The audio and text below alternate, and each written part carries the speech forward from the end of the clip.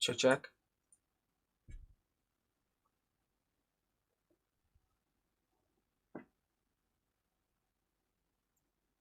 Check, check.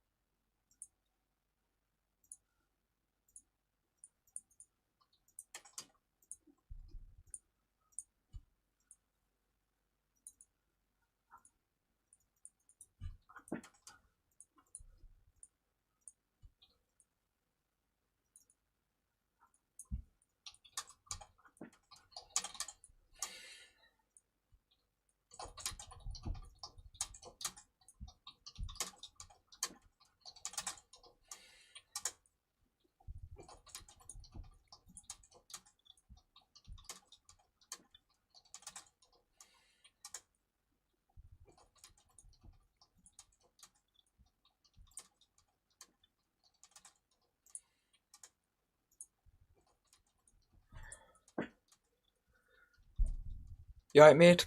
Can you hear us okay? Is it too loud, the microphone, or not? You alright, mate? Can you hear us okay? Is it too loud, the microphone, or not? The microphone, or not? You alright, mate? Can you hear us okay? You alright, mate? Can you hear us okay? Is it too loud, the microphone, too loud, the microphone, or not? The microphone, or not? Can you hear us okay? You alright, mate? Can you hear us okay? Mate? Can you hear us okay? Is it too loud, the microphone, or not? The microphone, or not? The microphone, or not? Mate? Can you hear us okay? Mate? Can you hear us okay? Is it too loud, the microphone, too loud, the microphone, or not? The microphone, or not? Can you hear us okay? Mate? Can you hear us okay? Mate? Can you hear us okay? Is it too loud, the microphone, or not? The microphone, or not? The microphone, or not? Can you hear us okay? Mate? Can you hear us okay? Is it too loud, the mic too loud, the microphone, or not? The microphone, or not? What about now? Still echo?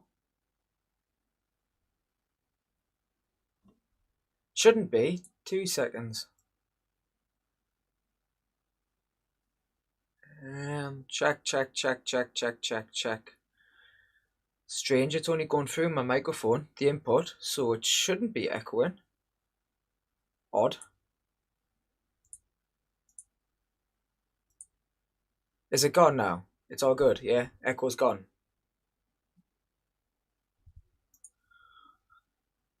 Sweet, okay.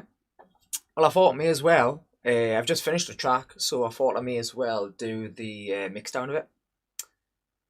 If the volume's too loud on the microphone, let us know. It's the first time trying it live streaming, so hopefully it doesn't fuck up. Hopefully not anyway. Gonna have some vodka first though, of course. Look like an alcoholic. I'm drinking every night. Only on the weekends.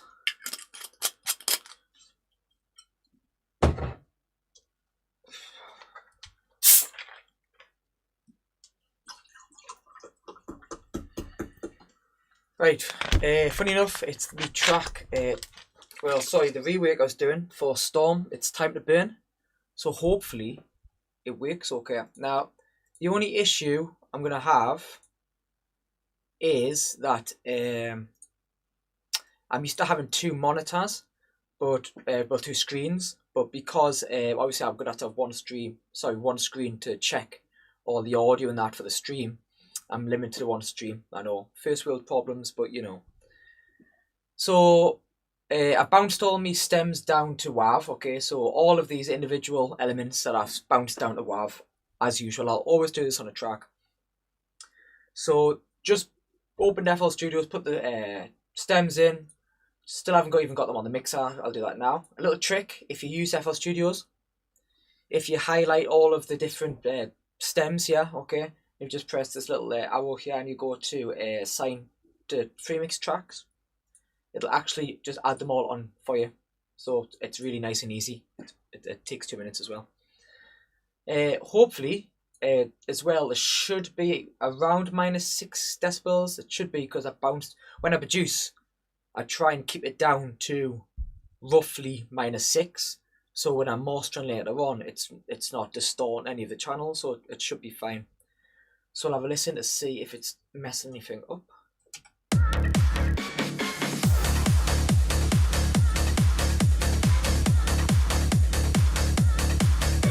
Nope, all good.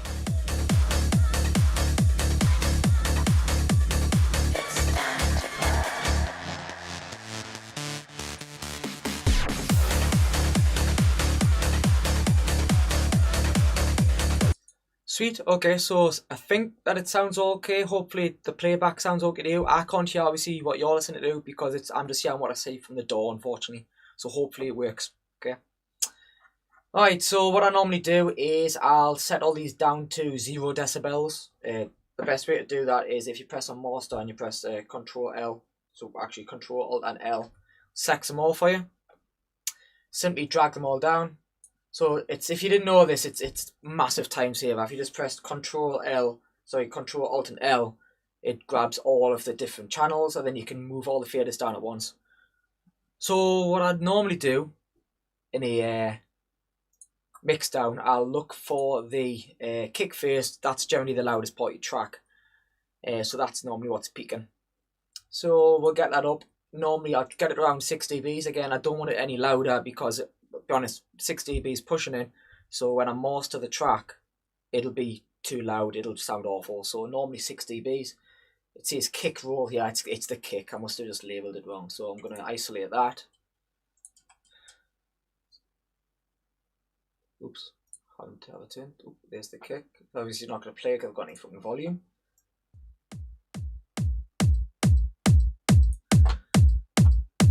Also, I may as well put a analyzer on. So what will I use? I generally use span.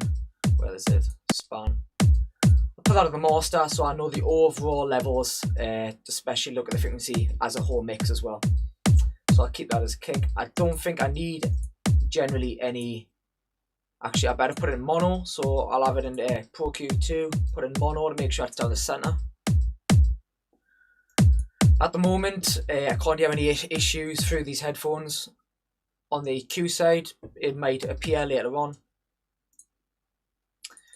Now, one issue is I've just got these actually, the D990s, aren't the D990, something like that? Yep, D990 Pros.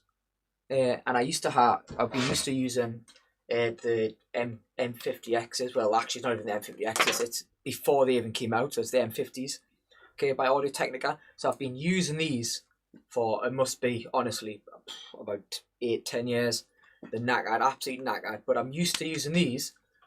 I've had these headphones probably a couple of weeks. I've used them probably 2 sessions for long, so I'm going to have to get used to them. So far, I feel like they're a little bit too much on the high end compared to the other ones, so they bring out a lot of harshness. But since they're open back headphones, they do have a much better sound stage. Everything's a lot wider. Guys, make sure, remember, if my microphone's too loud or distorting, let us know. Like I say, I can't hear a fucking thing. So I'm just kind of hoping whoever's listening can tell us if it sounds shit or not. Okay. Right, so okay, I've got the kick in. So normally what I'll do next is I'll have the bass, okay. So let's get the sub to start off with. So get the low frequencies done first. A lot easier than the long one. So where's my sub? Where the fuck is it? Sub. Okay, so let's bring the volume up to where it needs to be. Where's my sub? Here it is, yeah.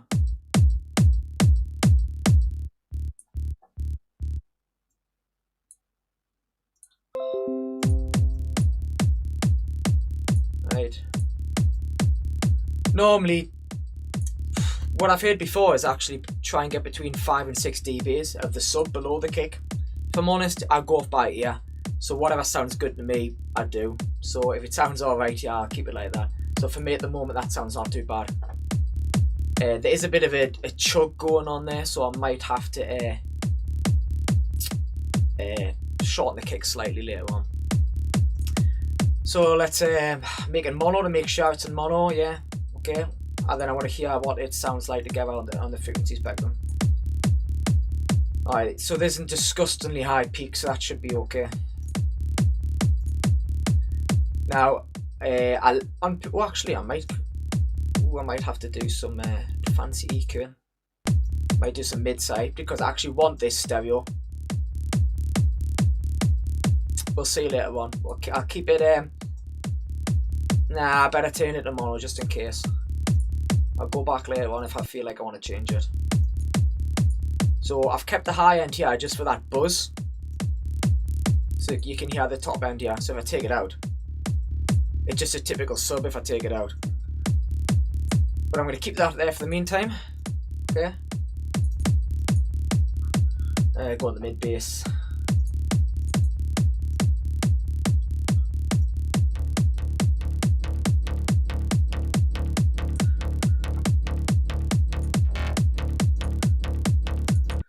Just to help it out, I'll chuck on a limiter at the moment just to bring up the volume, but in essence it shouldn't affect too much in the overall mix, because when I take it off it should be around -6.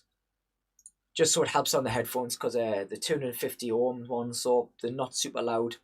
I've just got a simple audio interface, nothing too expensive, so it's not powering it that well. It's audio, it's a USB powered, so it's not mains powered. So it's not driving it as much, so it shouldn't be. That's a lot better in my ears now, at least. Okay, right, let's have a look at the waveform of the mid bass. Right. So what I'm going to do is try and basically compress the fuck out of it.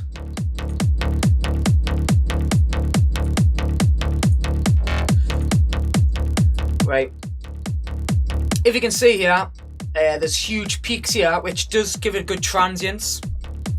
So it's giving the good bite at the start of the sound. But with the issue with that is it's quite dynamic, and I want to drop that dynamics range a little bit, so it sounds a bit bigger. So we'll set a quite fairly hard, well, pretty harsh ratio. Hard knee.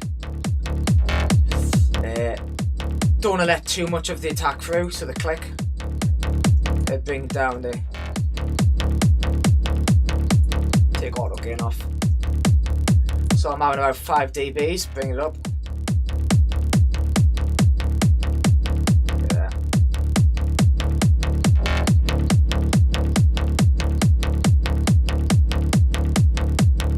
About right. So you can see it is compressing it a bit. It's not smashing the compression down, but it is bringing it up a little bit, so that'll do me for the meantime.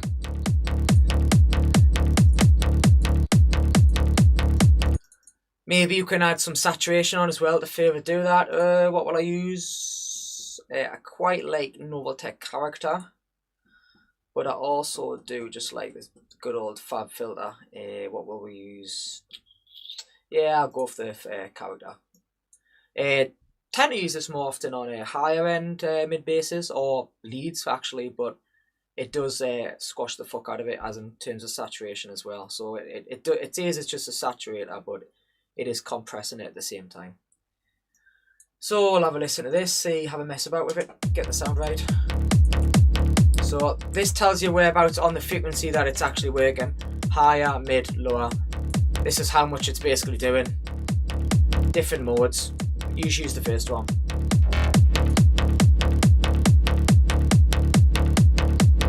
There we go.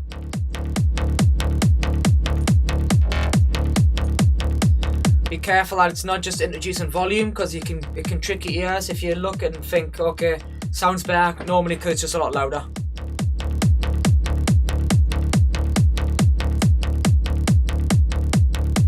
So I'm looking at the dB meter over here. So hopefully it stays around 12, so it's not introducing volume. Well, it is there a little bit. Not loads, maybe a dB, but it's giving it some extra. It's just squashing it a little bit more. It all adds up. So if you listen to this, I know it's a lot quieter because I've introduced a lot of gain to it, but it's squashing it a lot more. Let's EQ. Let's have a look at the EQ. So as you can see, before, oh, I'll turn it off. So before, if you check here, when I play it again, I've taken a lot of the sub as it is, but I wanted to keep just the low mids in. And I say the extreme subs, like the high end extreme subs. So it crosses over nice, so it's not a nice big sharp cut off. So it's not, so the bass, it's mid bass and the subs not completely disconnected.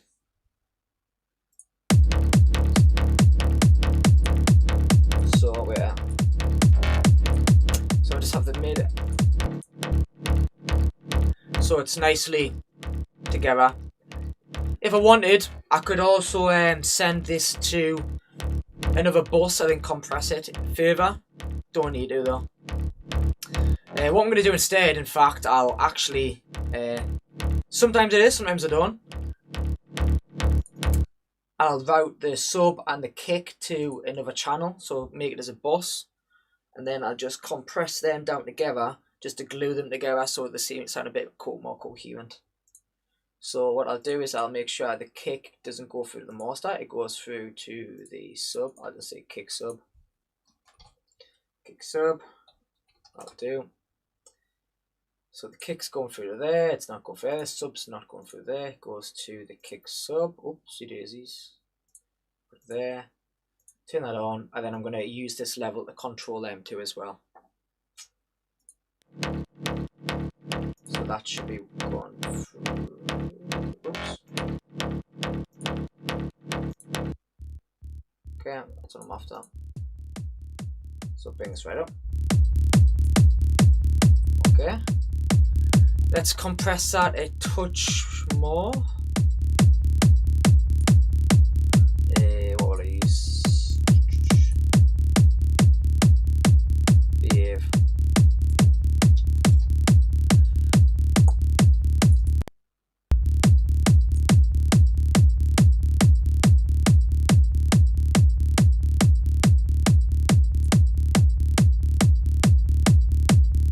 Right. Okay, let's make sure I ensure the gain is the same, so that's at -9, yeah. Turn this off.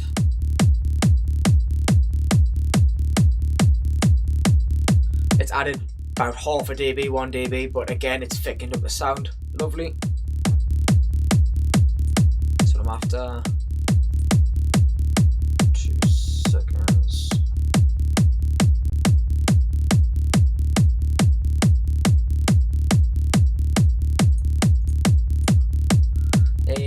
Right, where the hell's that gone?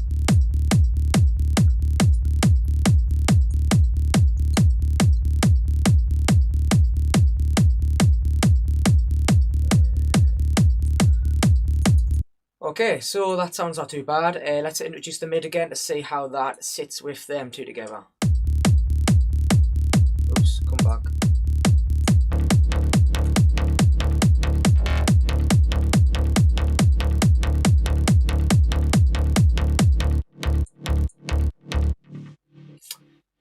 Get back in there.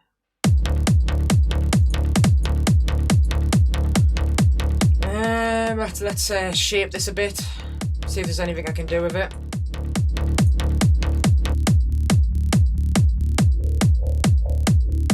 So if I take this out, hopefully it'll probably sound hollow.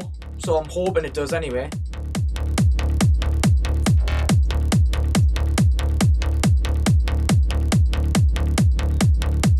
Right. I'm having a bit of an issue here because there's a touch too much 149, 150 hertz. So I'll use some dynamic EQ and trigger it to go down a touch, so it doesn't sound as harsh. Nice. Now the next question is, do I want to add a bit more high to this so it sticks out or not? So let's have a little listen to see what it sounds like on the top end.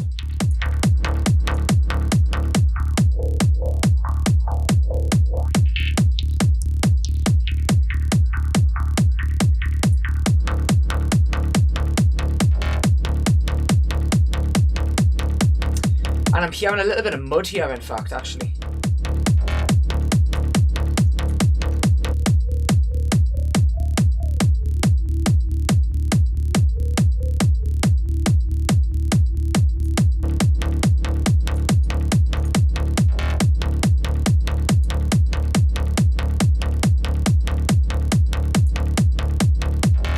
Right, okay, it's cleaned up a little bit there.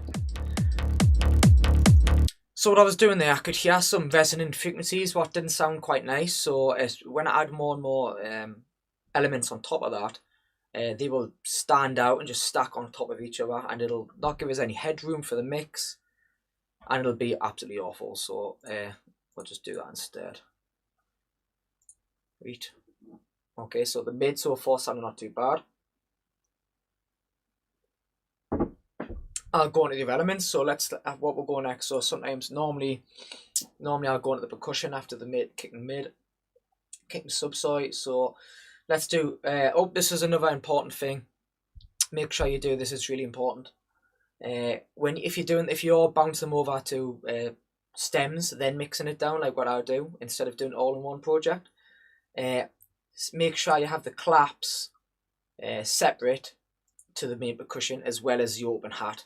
If you have the open hat and the clap on its own, you have a lot more freedom when you're mixing them. That's what I found out anyway. Have I even got the clap on here? Oh, there it is there. So we'll do the open hat first, mix that in.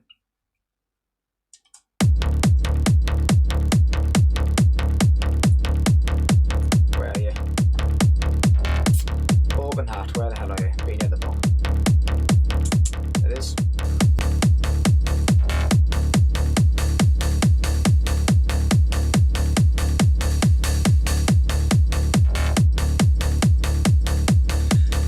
Quite long, the open hat. I could add an L4 tool on it to drop the end off it.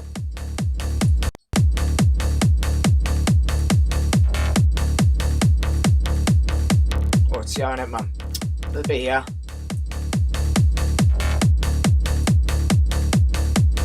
So you might be thinking, why is it even doing anything if the waveform's here, but it's dropping here.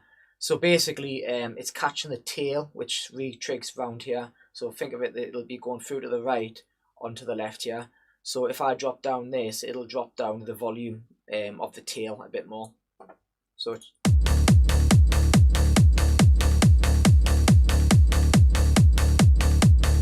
sounds a lot bouncier that way, but I don't want it too bouncy.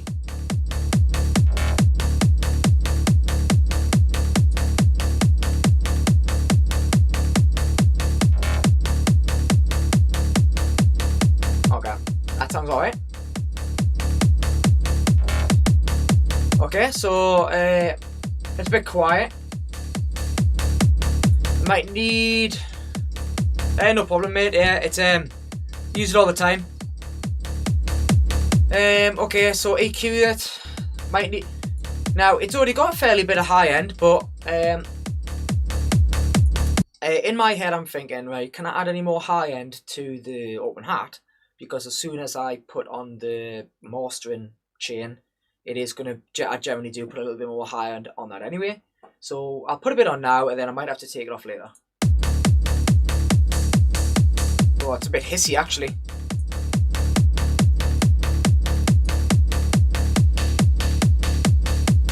There, that's where it needs.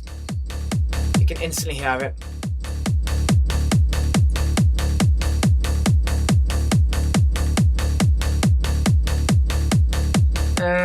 It's a bit washy now. Leave it at that for the timing. Give us 2 seconds, I'll be straight back into it. I just need to message someone back. Where is he?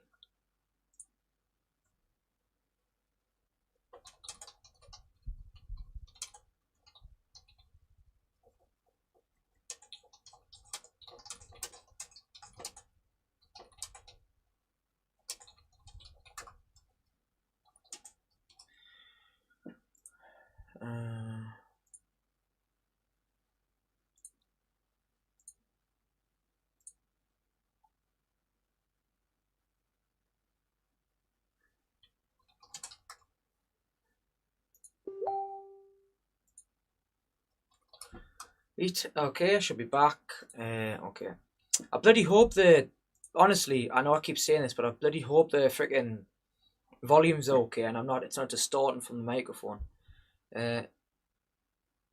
No, I don't actually. No, I don't boost the root node for the sub. You can if you want, but personally, I've never really felt the need for it. I'll be honest, I've tried that tip before in the past, and it just messed it up because as soon as it changes note, it sounds awful. So if you think about it, if you're boosting the root note, fair enough, okay, you're going to be adding some, I guess, extra harmonics on top of that root note.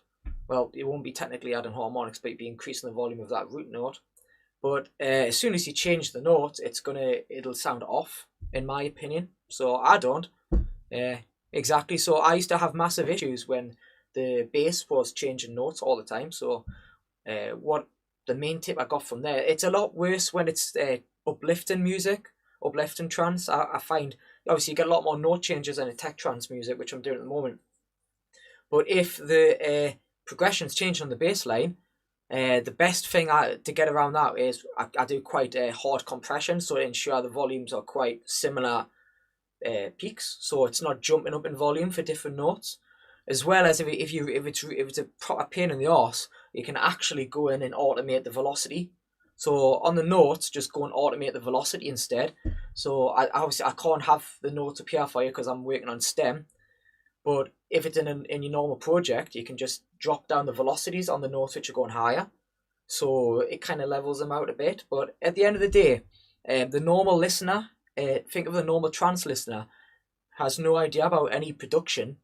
So as soon as they listen to the music, if they hear small audible changes in the bass notes, they're not going to hear it. Honestly, people are not going to listen to it. They're not going to be bored. Honestly, so don't worry about little things too much. If it's massive jump up and it's actually impacting on your overall mix of the track, so your dynamics are too much high on the bass, fair enough, that's going to be an issue. But honestly, don't worry about it. Okay, so where was I again? Right.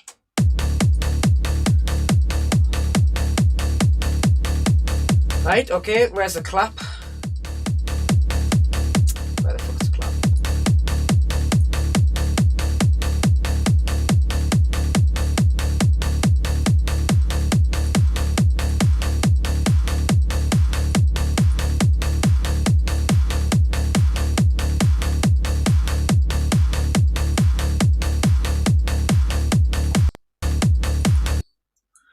Another thing to note, mixing is completely subjective, right? Completely subjective. So what you hear is going to be different from someone else slightly, and the norm of the mix that you like might be. You might like Heatbeat, for example. His tech trance is like, I mean, fucking compressed as shit. No dynamic range hardly whatsoever, but it sounds massive. You might like someone who, off the top of my head, I can't think of someone, but you could also have someone with huge dynamic range, so the volume of the leads really quiet and builds up. It's up to you. And again, the levels of the claps and the open hats, as long as they sound okay to you, then you ask your mates, have a listen. If they feel like they sit rightly, they sound fine, just leave it. Don't worry about it too much.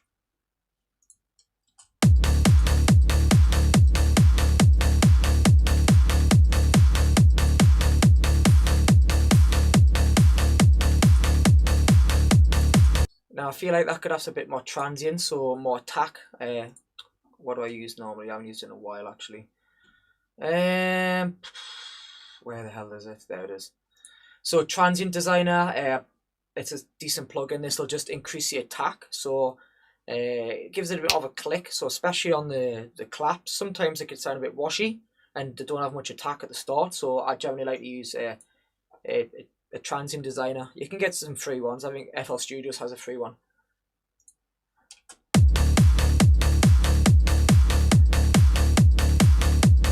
Straight away, it's coming through a lot easier.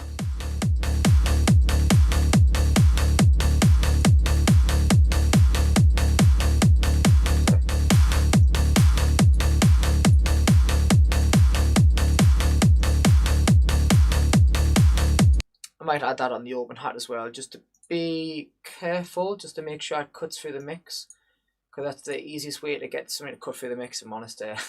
Increasing the attack parameter as well, kind of attack parameter.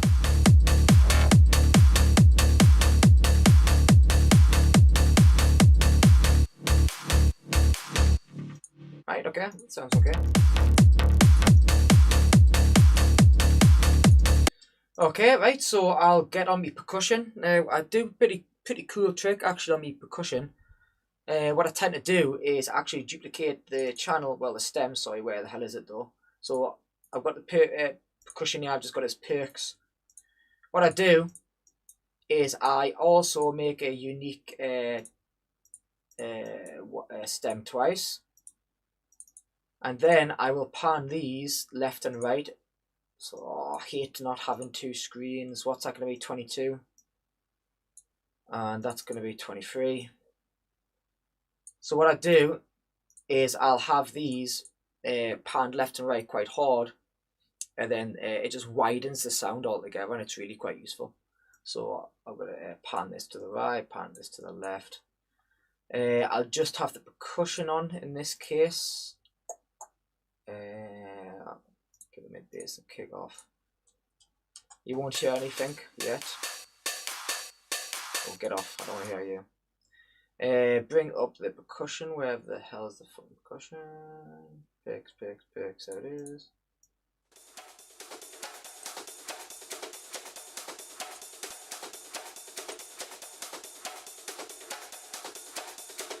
Then, bring these up to the left and right a little bit. If you go like this, it's obvious.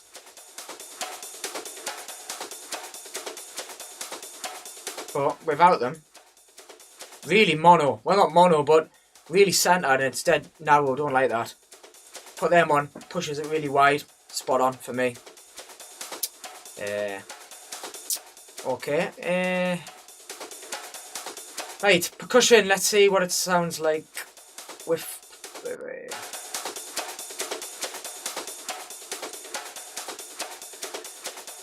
Quite a bit of transients, which actually I quite like having quite a bit of transients, but some people don't.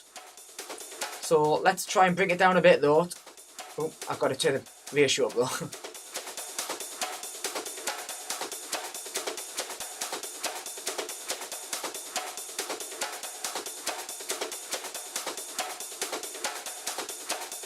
So, okay, just to explain my thought process through here, I'm thinking about when these peaks are, again, too high, too harsh, I'm trying to drop them down so it brings the lower part of the percussion up higher. Normally the ends of the tribally drums are quite low, and then the clicky high ends are normally too loud, so I just want to reduce those, the dynamic range. But you want to do it so it doesn't sound too synthetic and artificial. You want to do it so it sounds quite natural without clipping it and really making it sound awful and just synthetic and fake. So you want to make it quite natural. It's only got a couple of, 1 dB on. I only want a tiny bit.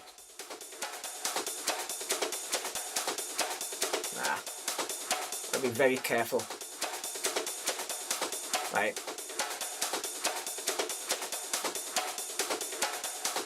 Right. So I was just increasing the release as well, so just it takes longer to untrigger itself, if that makes sense. So when the compression hits, again, it's like when you press a key and the release goes long, it basically takes longer to go back to normal. So it's dropping down a lot of the compression at the start, then it's taking off the effect at the end. Yeah, 2 seconds.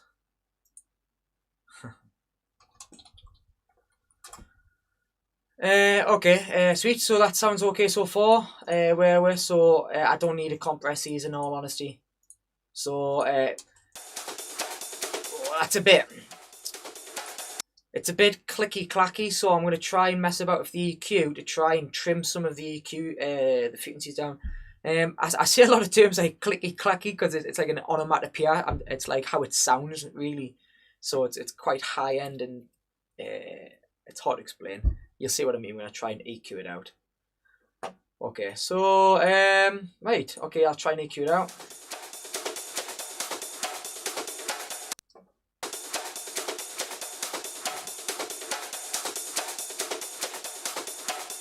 A good tip, actually, another good tip. If when you're EQing, make sure. Well, you don't have to do this way, but I do it.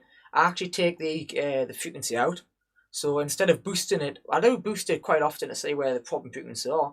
But if you drop the EQ and it sounds better, why not keep it like that, if that makes sense? So if I drop the EQ and it doesn't sound as harsh, keep it like that. But obviously I like to have quite a narrow band when I'm doing this normally. I hate honestly working with one man, and it's pissing us off actually. Oh. Right, where are we? Now for me that sounds a lot less harsh already. It's too clicky like that, I don't like it. I'll have to find wherever that is.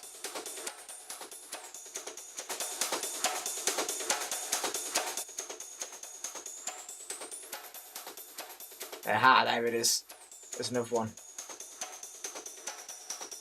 Oh, there it is. That's it.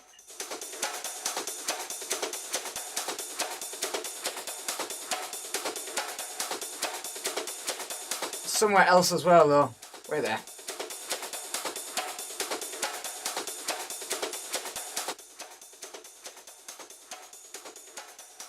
There it is. Right, where's that other click? That's disgusting.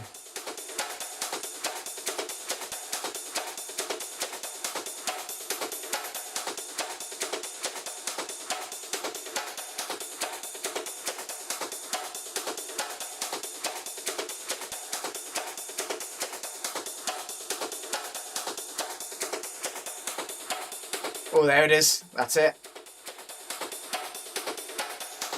Take care. It is exactly where I've actually already had it.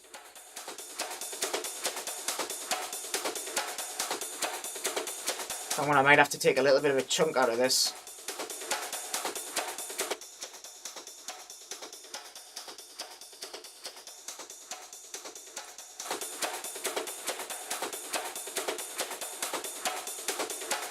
Ah, it's awful that. Don't know what that's coming from. That's better, but I don't want to actually destroy the sound completely.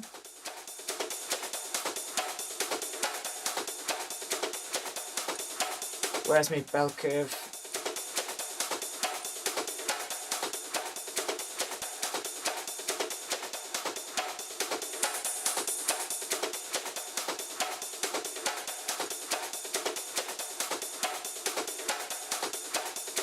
Too much low here as well. Get that out of the way.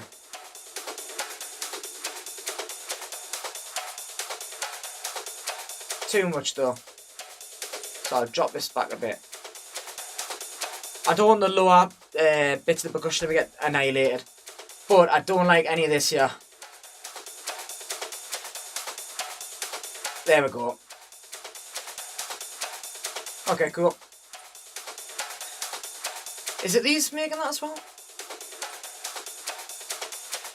Oh, they're not helping, mind, are they? Right, it might work in the mix. We'll have a listen. Right, so there we go. Let's get the rest of it on.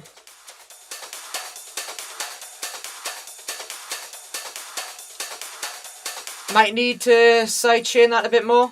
Let's put the metronome on. Oh, it's bouncing okay.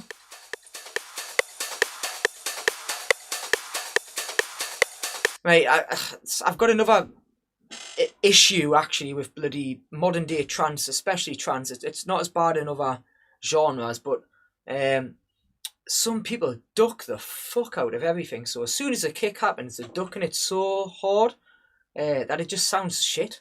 You want to have a bit of, you don't have to just have the kick and that's it. You know, on the on beat, you need other elements to come through. You know, you can lower it a bit. But people absolutely smash the hell out of it. So, like, people have it like this low. Like, even brace that. So, it sounds nice and clean. But I prefer a bit more coming through myself, personally. It has a bit more groove.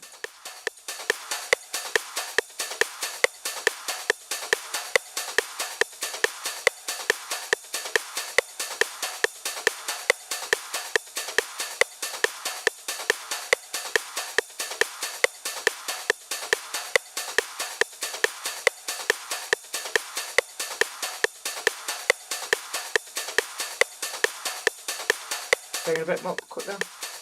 Nah, it was nice there.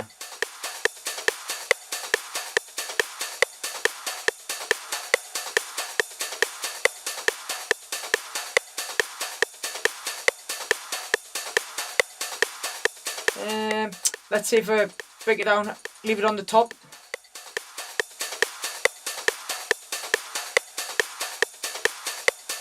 There we go, and that's got a nice groove to it, so you know what I mean, you don't need to do that, that's such a rookie mistake. Okay, right. Let's see what it sounds like with a kick then, I guess. Where's my kick gone? Where the fuck is it? Oh, blind. Oh, I had his kick roll, that's why. There you go. It's bouncing nicely.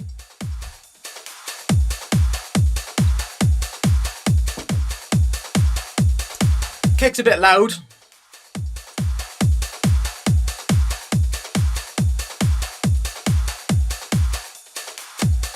Where's my sub?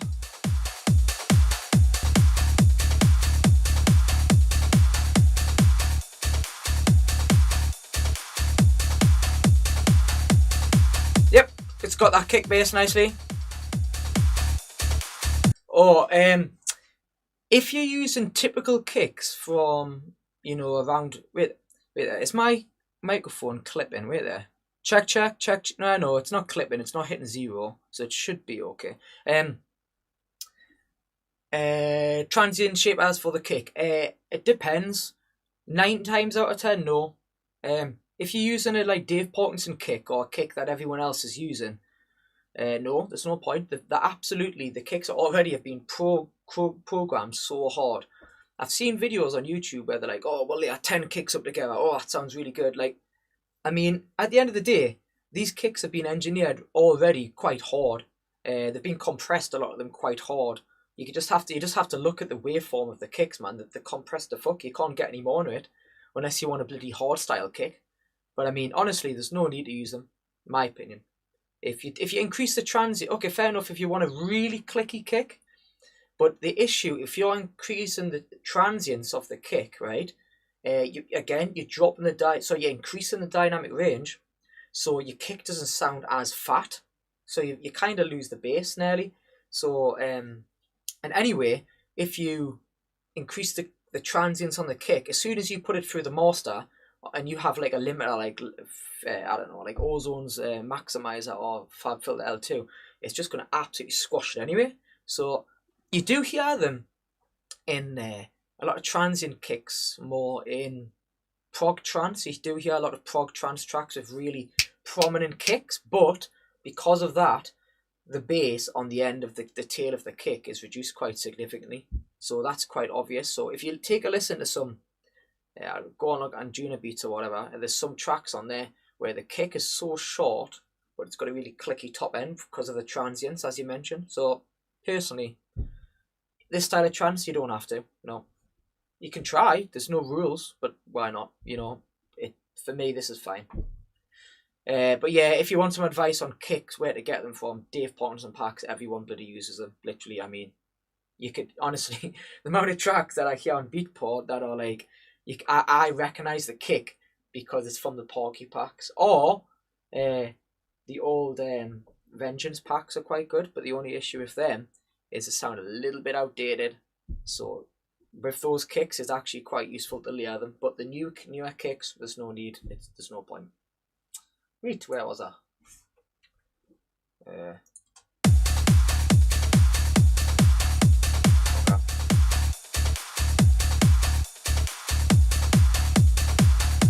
Alright, so let's move on to...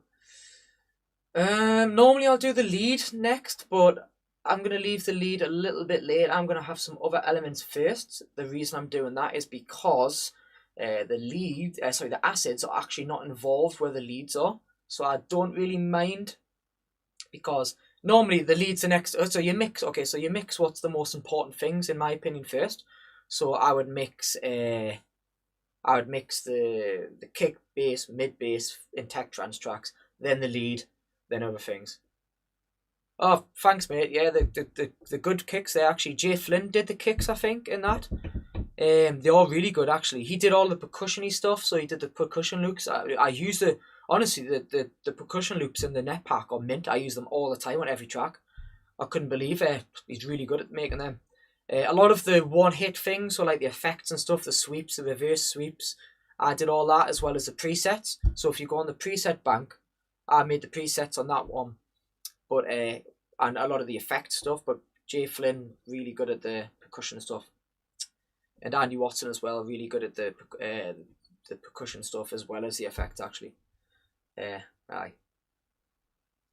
Oh, well, there you go. It'll be Andy Watson. He made the kicks then. So it would have been Jay that did the percussion loops, and Andy Watson would have made the kicks. He's super. I mean, Andy Watson, he made Summon on Down Porter's label, Transgression, a while back.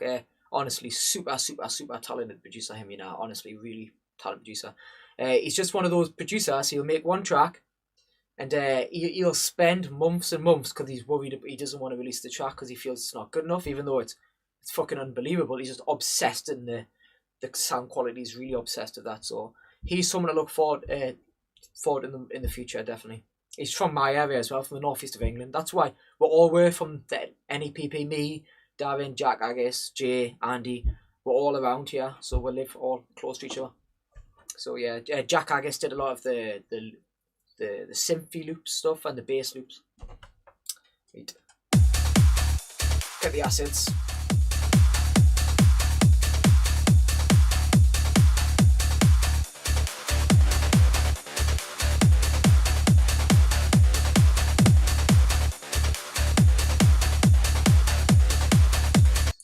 Right, so the thing I figure out straight away there, as soon as I hear the acids coming there, it slows the track down, so the like the speed of the track doesn't sound as fast. So it feels like as soon as I played the BPM, it feels like it dropped. That definitely helps if you whack an LFO tool on, so you can bring it up a lot quick. So it ducks, so that does make a difference. So hopefully, if I put an LFO tool on, it'll make a bit of a difference. Where the fuck's my LFO tool? Oh, that.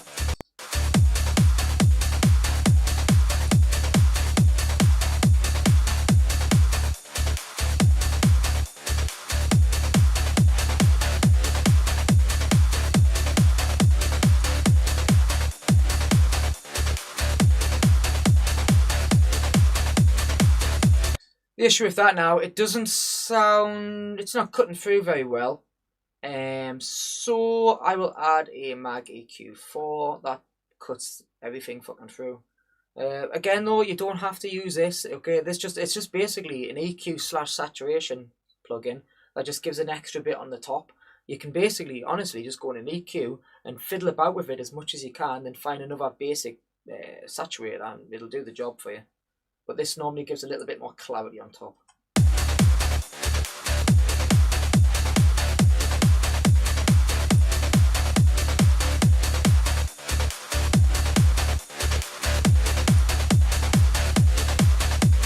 There it is already, around 10-20k.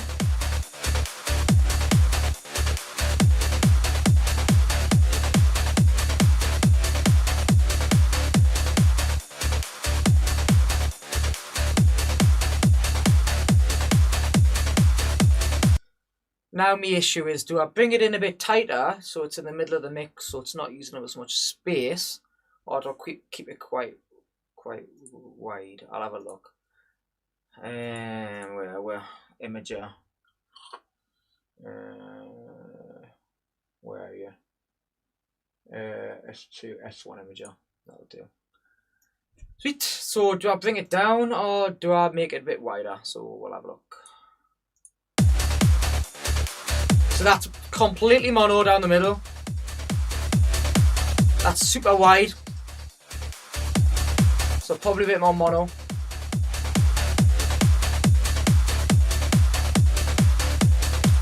I'll tell you what, I'll let you think. I'll let you choose what you reckon. Do you think I should have it wider or narrower? So I'll go for it. Wider. There.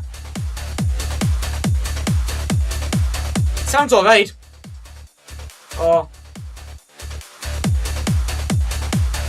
your choice. When it's narrower, it's quieter, roughly, so it's not taking as much of the sound space. I can't bump it up a touch in volume. Mind take it.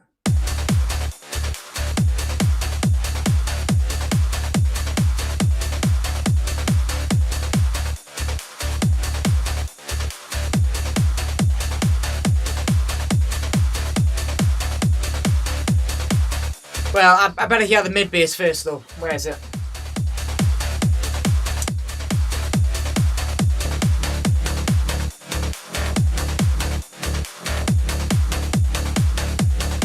Must be a lot. Yeah, now. And also, right, when you're mixing, you have to think of what elements do you want to stick out, because they all can't just fucking go for the same. So you pick the elements that you want to sound higher. Now, in me tech trance tracks, if you heard me older ones, especially like Gene Machine, I want me mid bass to stand out quite well. So it's either the acid's louder or the mid bass is louder. So I'm going to put the mid bass. I prefer the mid bass being a bit louder.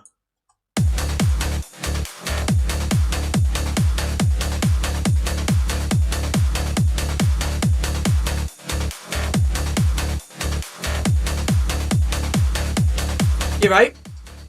Better narrower, I agree.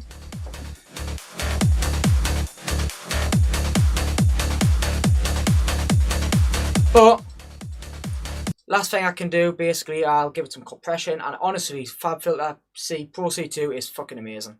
It's so versatile. I use it for everything. Honestly, it's fucking amazing. But I generally don't like to use the presets. I do it myself, so I go on clean.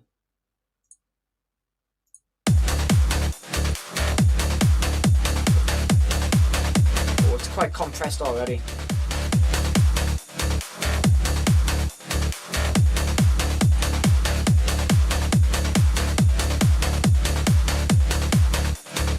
It's quite compressed already. Let's have a fuck about with Saturn. See if I can get a bit more grit out of it.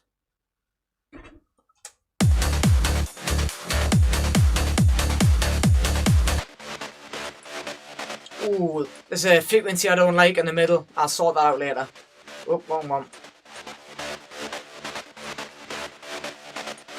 It's there, I think.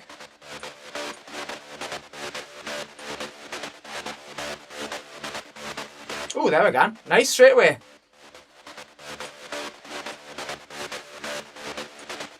Nice.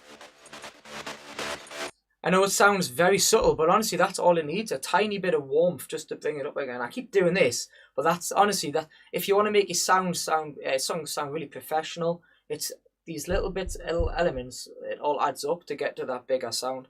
So that's all I've done. I've just increased anything over 1300 hertz, and I've just added a little bit of warm tube to it. So the warm tube, and I've just added a bit of drive. Yeah, it's great. It's really, really, really, really versatile. The only downside is you can't just. It's not like one of those saturation plugins. You just turn one knob and it sorts it out. You need to get your head into it. Do not use. I promise you, don't just use the presets, because if you use the presets, you're not looking at. You don't know what you want to change. If that makes sense. If you're just chucking on a preset, that just means, oh, I don't know what to do. I'm just gonna try something. Learn the synth. Think about learn the plugin and think, what do I actually want to achieve? That's. It takes a while to get your head used to that. But I knew I wanted a bit of high-end grit. I knew there was an issue in the mid, which I'm going to sort out now. So I went to the high end. I might change the level, the cut-off, so it might be lower or higher.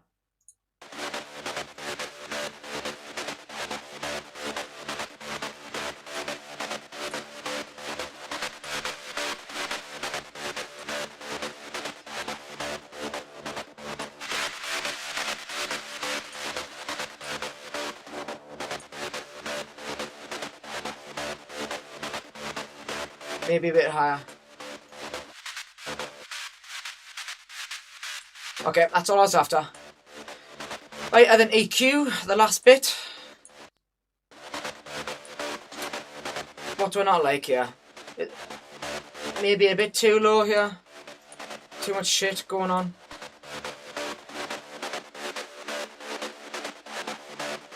Yep, don't need it, get rid of it.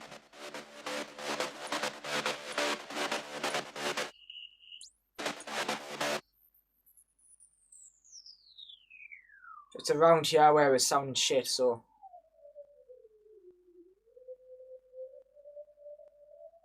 It's no awful resonant frequencies, man.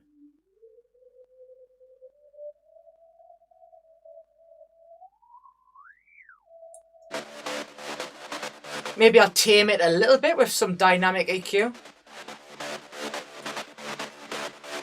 Oh, behave. There, get rid of it.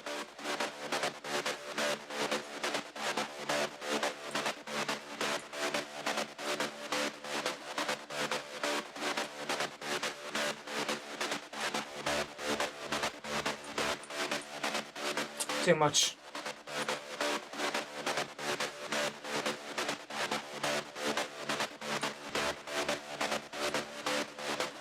Right, okay, so it's cleaned up a little bit. Hopefully that sounds better in the mix.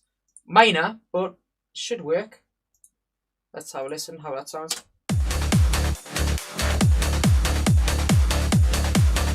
A touch quiet. Just a touch.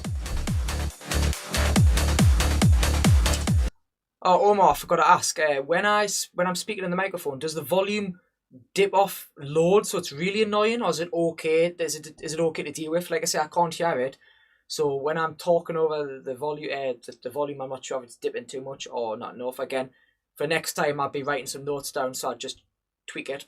Okay, so just let us know if it sounds shit, basically.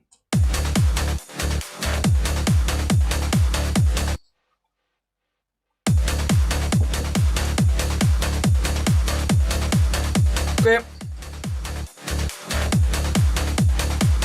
Right, what will I do next?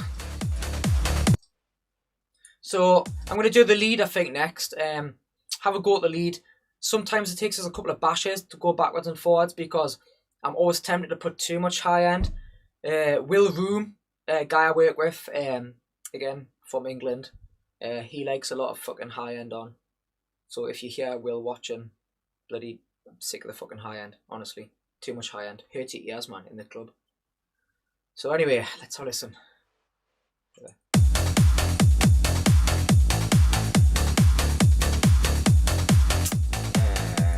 Lead. Where the fuck is it? Am I blind? Oh, it's there.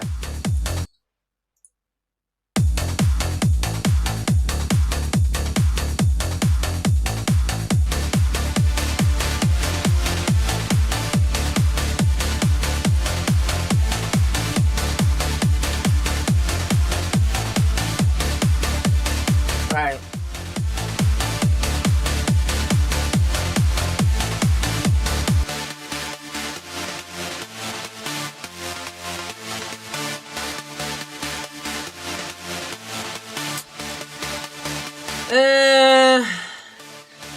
It's got a nice ducking.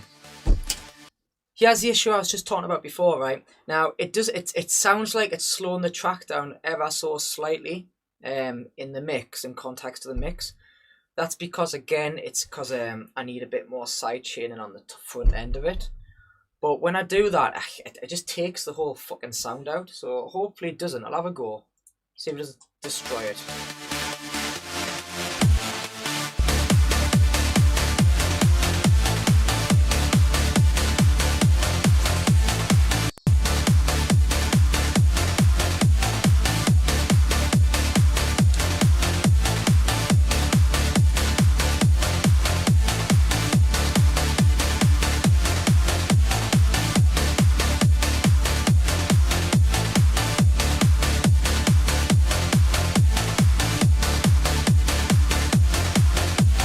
Alright, it sounds pretty good actually, having that ducking. Now, I might automate the LFO so it doesn't sound like that on the drop and the build, but on the, the build and the breakdown, but when it hits the drop I might keep that in. But that is definitely missing a touch of high-end sparkle, so let's have a fuck about with that first. See how much I can compress the fuck out of it. Do I try another compressor? I can try the glue, but you know, I prefer Fab Filter. Nah, I'm using Fab Filter. It's a lot more versatile. I prefer it. Okay, okay, let's have a listen. Oh, already. With nothing on, just the compressor. Increases the volume, but makes it sound fucking massive. Oh, already.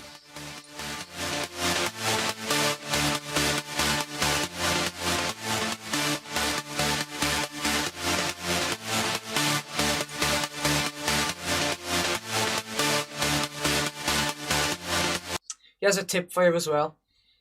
If you want that old rugged style of like music where it's a lot more analog on the compressor, it's a lot harsher, go for the classic style here.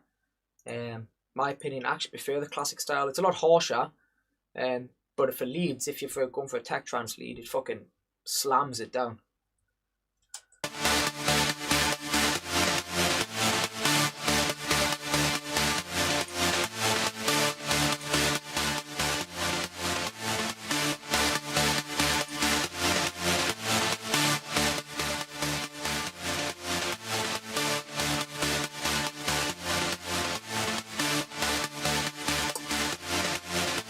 Ah.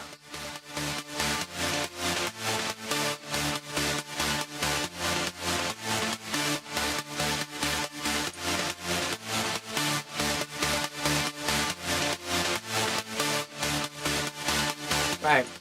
Be very, very, very careful as well, because I just fell for the trick. The compressor was compressing a little bit. It was a couple of dBs, but the auto gain. Honestly, this is a fucking honest. It pisses me off all the time. So if you just chuck on Pro C2, there's an auto gain feature. So it says it matches the volume as it was before. So if you think about it, you're compressing something down, so you will be generally lower on the volume, but the dynamic range will also be smaller. But as soon as you put on the auto gain, it's apparently supposed to put it back to the original signal level. So let's say if it was at -3 and he dropped it down to -5 because of the compression, it should bring it back up to -3. But honestly, it fucking lies. It doesn't. It can add extra dB, so it'll jump it up an extra 2. So instead of -3, it might go up to -1. So, and in your head you just think, oh fucking hell, that sounds better, but it's just louder, and then it's gonna fuck up your mix in the end. Yep. So be very careful and just watch the meter at all times. Don't just don't just use EAs. Actually, yeah, it's usually the opposite tip. But yeah, be careful.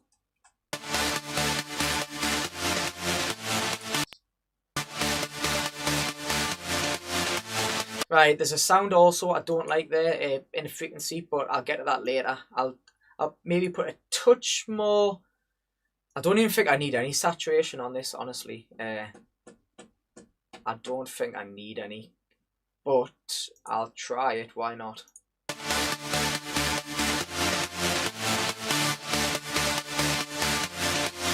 Do the volume check again. So it's at about -9 now, -12. Oh, it's all over the shop actually. Wait there.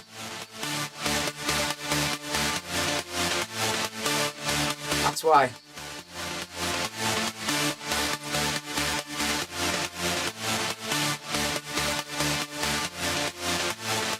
That's why.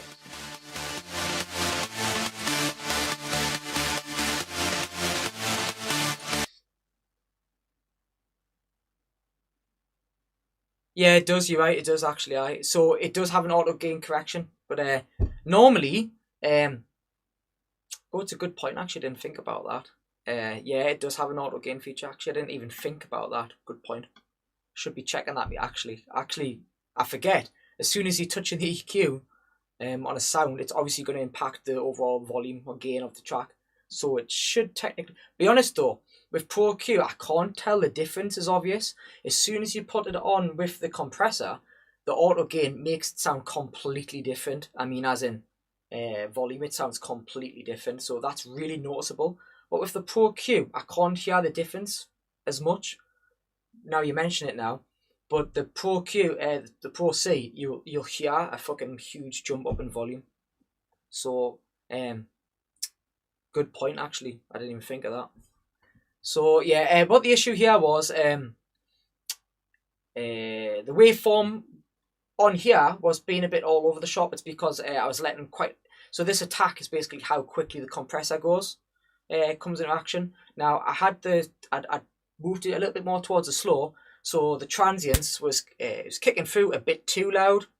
In all reality, as soon as I put it for the more side, fucking squashed anyway. But I may as well do it here.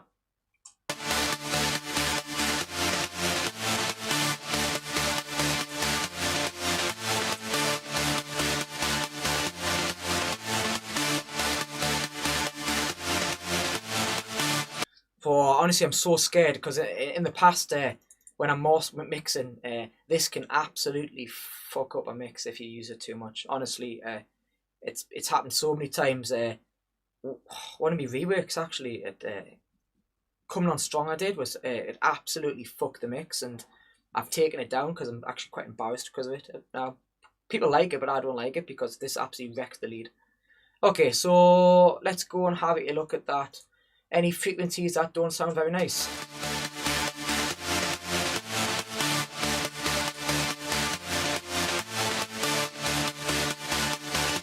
If you notice, I've left quite a bit of low end in.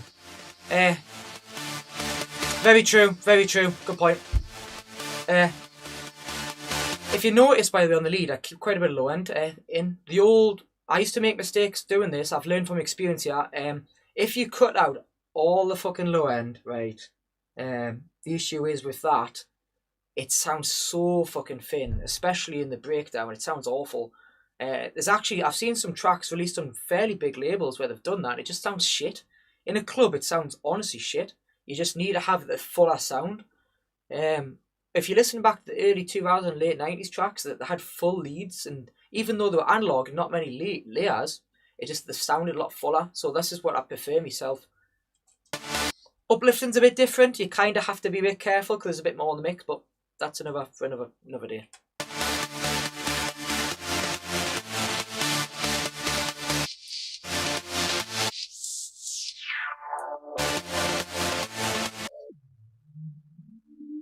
It's a little bit muddy there. It's not bad though.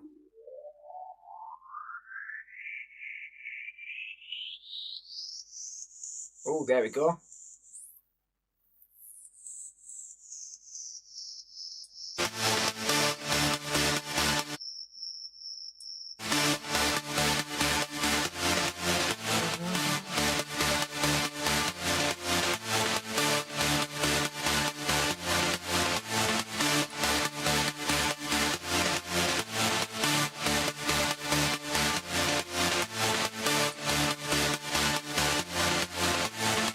Very minor, but you can hear this, like there was a resonant if you really listen and train your ears, you can hear that the resonant frequency is actually there a little bit.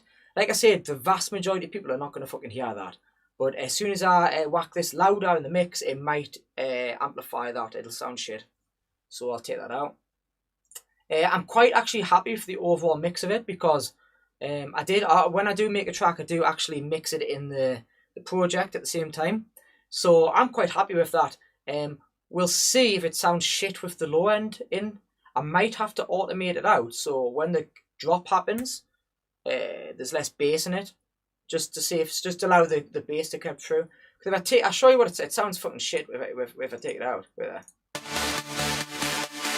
How thin does that sound? Awful.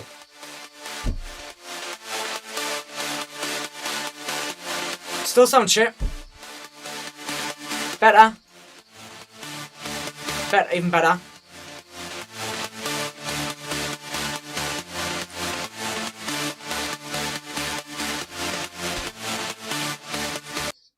Just adding a touch of EQ there. Actually, dynamic EQ does make it a bit better, but it's minor. It's very minor. Right. Okay. Oh, what's 2 seconds? Just checking Facebook, of course. Sweet. Okay. Let's get back to it. Let's see what it sounds like in the mix.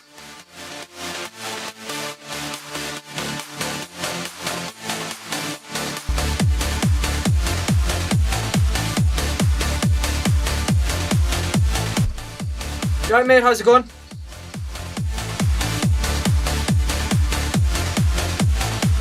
I think that just has enough bounce on it. So it sounds a bit bouncy in the club, but without absolutely sounding it like cutting it all out at the start. Like I said, that's my pet peeve. So I think that sounds pretty good. Pretty good. No one else drinking, by the way. Was it just me? Like I say, I'm look like an alcoholic on the stream. I think it's time for a little top up, actually. Me missus is downstairs on her Zoom thing, all that, you know, with all other girls and shit like that. So I get to stay in my man cave.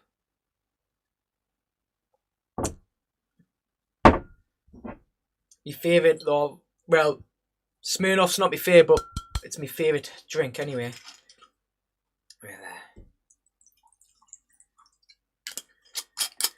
I just give Harvey Smith a message. He'd wanna, leave the message, mate. I'll get back in a second. I'll just ask Harvey Smith will probably want to come out. Very, very talented lad from around my end. Where is he?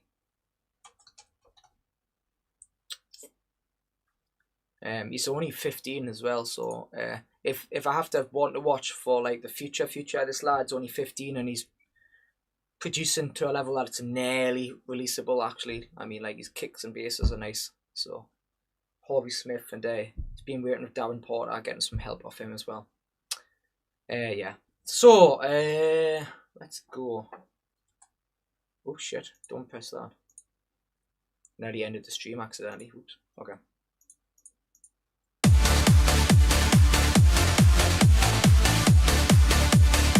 Alright.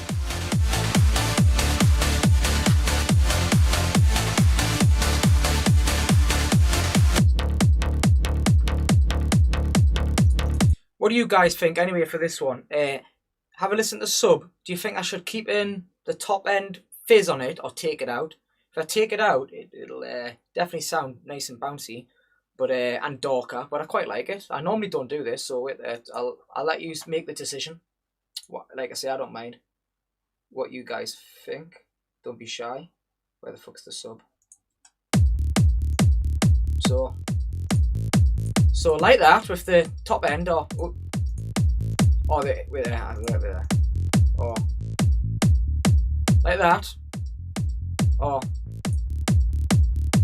what do you reckon? Oh, I knew I forgot to get me vodka in. Oh no, I've got it, just not the lemonade.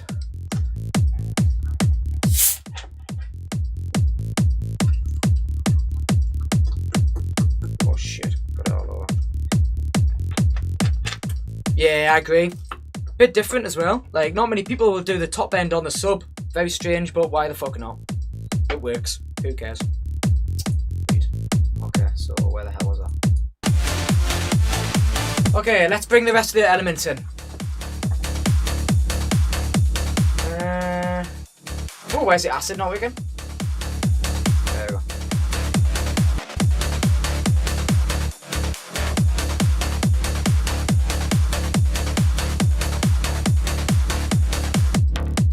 Okay, so I'll get the vocal in. What?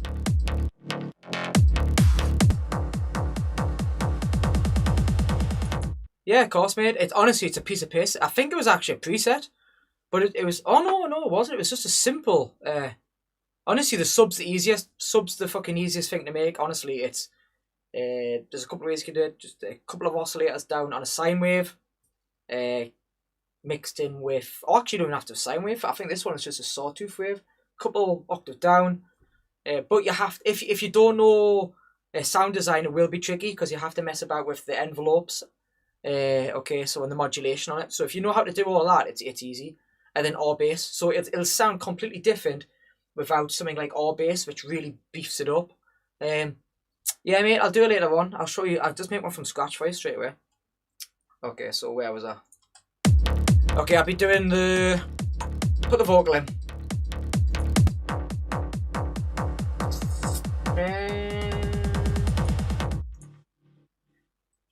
One thing to say with the vocal is slightly out of time, but I've done that on purpose because I wanted to, as soon as the kick drops, it to start to trigger an LFO. You'll see what I mean.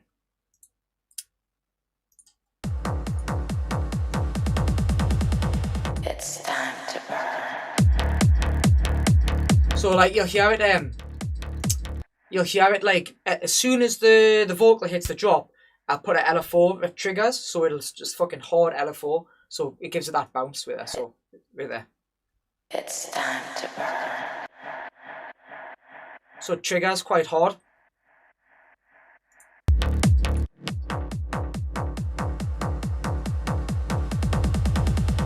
It's time to burn. So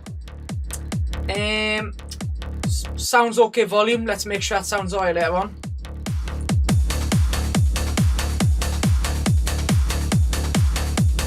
It's time to burn.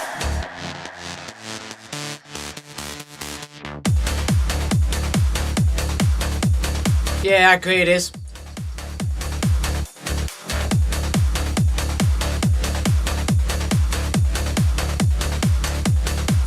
Mid bass is the hardest part of a trance track. End of.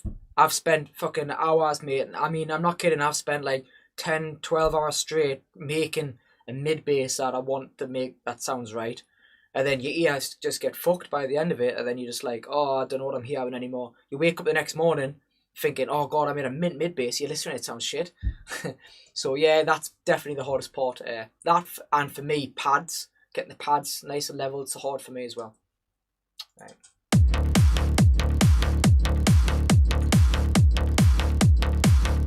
Right, let's get some effects in now.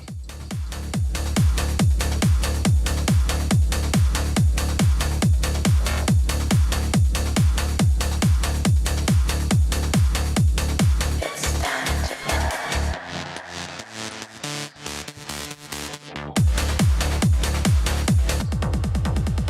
It's time to burn. I'll turn it up a bit louder, guys, for you.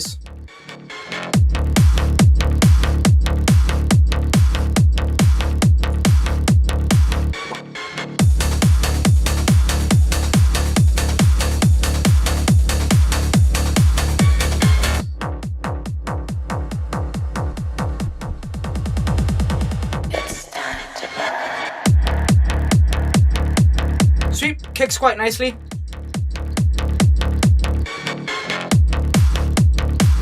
And I did a little simple trick, but quite cool.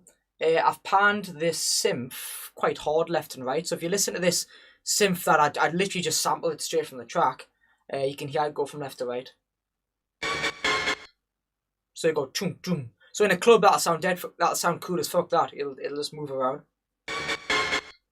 So that's what I was after.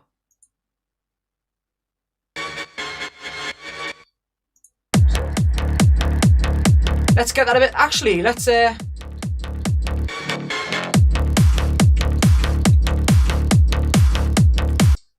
try and beef that up a bit, So, ooh, I don't want to ruin it though, because it sounds good. So if I don't need to do anything, I shouldn't really do it. But fuck it, let's just try something on it. Why not? Okay, already. Bit of extra high end. Sounds quite compressed as it is. Let's see if it. Let's have a look at the waveform. Clean. It's pretty compressed actually for the ports I want. So the first port.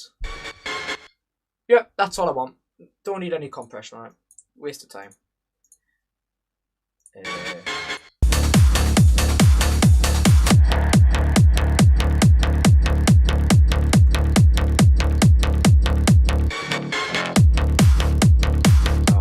Sweet. Actually, right. I'll actually even increase the sub offbeat high end. See what it sounds like.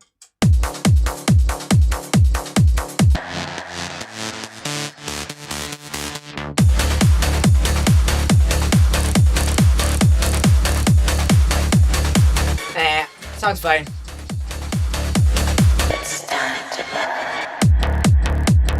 Right, effects hits now.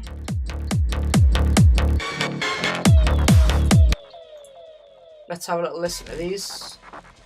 So this is all this.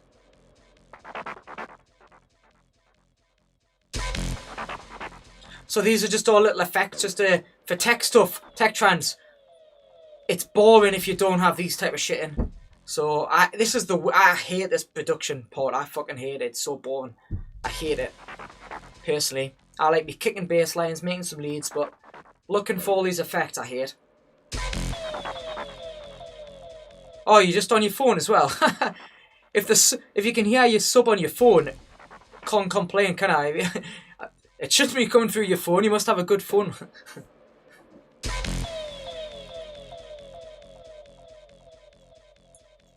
Oh, the delay.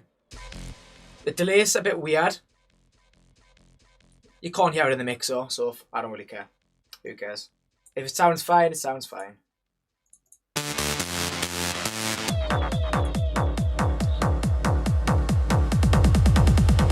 It's time to burn. Okay, what else have I got to do? Clap build, lead back. Oh, lead back up. I'll do that next. Lead back up. So I've got I've got a backup lead just to kind of let it. So the issue I found with the main lead is the it's kind of like static. So I needed something a bit more to go with it. So what did I come with? It's actually a bit more low end, so I might have to trim a bit out of that. Lead back up. Where are you? Honestly, this is me every single time. I always lose shit. Lead. Can you see it? Oh my god. Maybe backup lead? Where the fuck is it? There it is. Right. Oh shit. That shouldn't be coming through. I heard something that shouldn't be coming through. Oh fuck it. I'll deal with that later. Okay, so what's a backup lead? Where are you?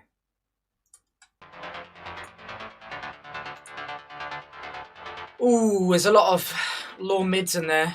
Well, that has to go. That'll clog up the mix. Yeah, there. Right, with the lead, let's have a listen. Oh. Now, what I figured that out is, oh shit, I've added an LFO on.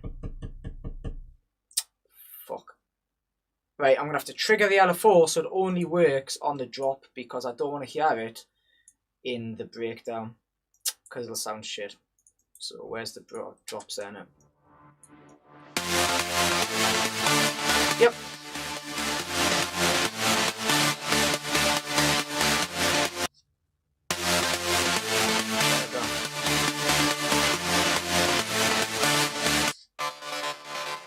Let's bring that through a little bit more. Where's the good frequencies on it?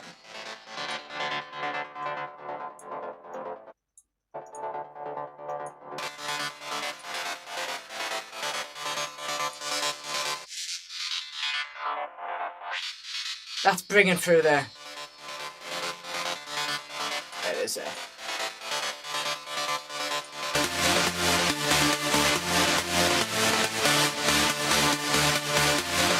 Oh, that has to be side chained a bit more.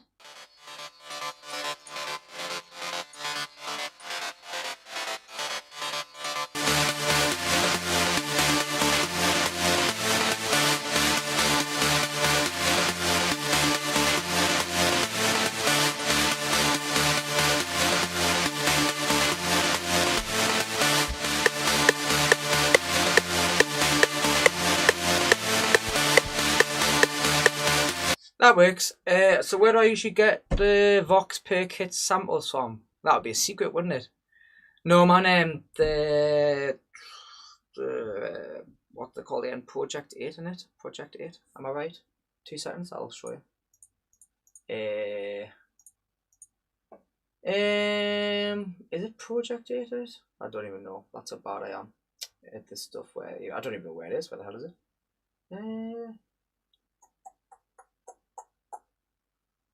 It's here somewhere.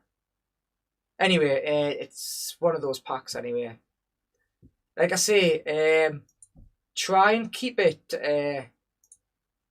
try and keep it open. Don't just go to the Porky packs, Dave Parkinson packs. The old Vengeance packs are really good. Honestly, I've got loads of random old packs. That's where half my production goes. I'll literally trawl through all of the old shit. I mean, fucking all of the old shit. From packs from like mid 2000s, honestly, like the old CD ones. Yeah, everyone's got the fucking Dave Parkinson packs, of course. Look for all to say that's what takes my time for tech trance, especially. So I don't always make many tech trance tracks. I'll make a couple and then I'll go to uplifting because it takes so much time to go through all the fucking samples, and I don't like that. Honestly, that's the worst part of production because it's boring for me. It's like, fair enough, like you can mess about with chop them up and all that, but at the end of the day, for me, I like the trance because the emotions and if that's hard hitting kick and bass, that's great. I love programming that. If that's an uplifting melody, I love that. But all of the little small technical parts, I'm not really bothered about it. So that's why it takes me ages to do tech trance tracks. So you've got his off track. What was I doing? It is a bit high end heavy.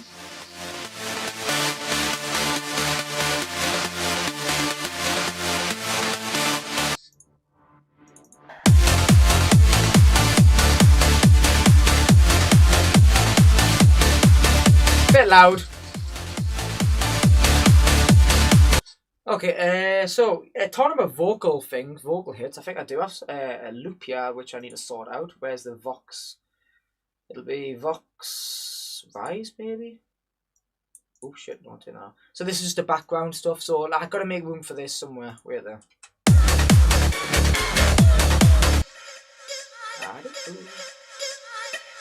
See, I want that to come through, but there's a lot of shit in the way. Oh, what have I done? Oh, whoopsie daisies, that's what I've done.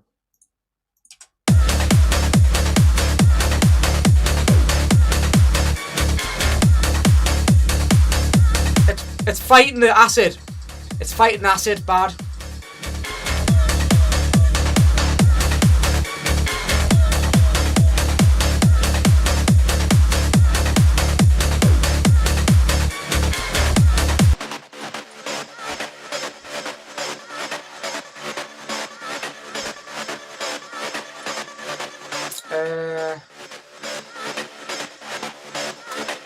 It's fighting acid quite a bit. Right. Whereabouts is it fighting it? Right. It's here.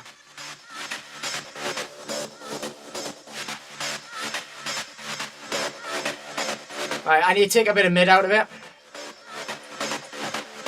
A bit more. Unfortunately. There we go, straight away.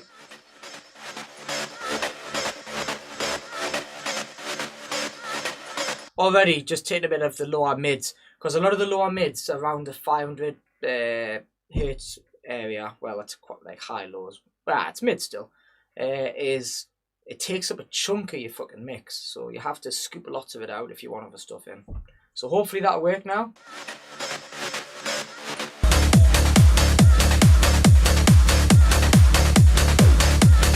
Yep, works.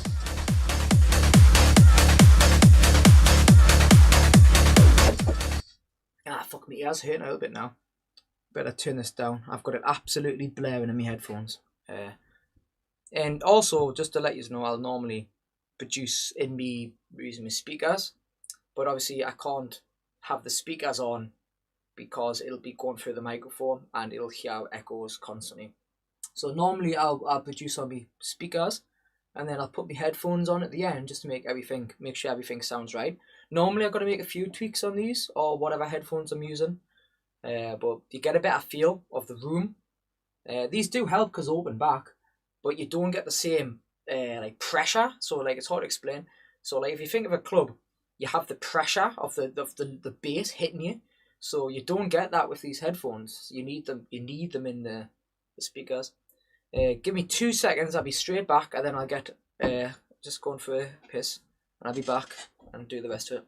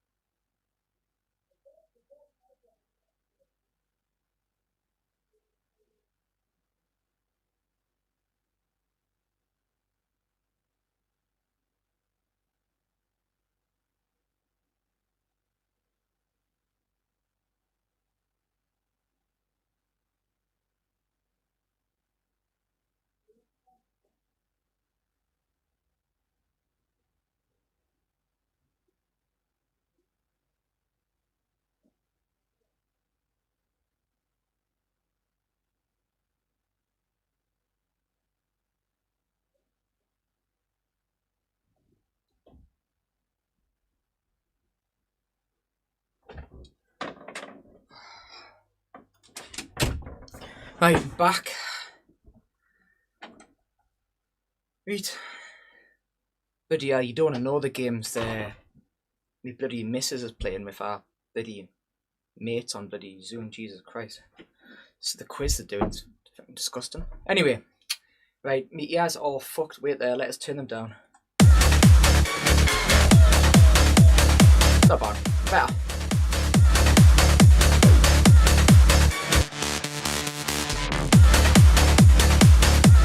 Right, what have I got left to add? Breakbeat, clap. Okay, the breakbeat's pretty interesting. Time to burn.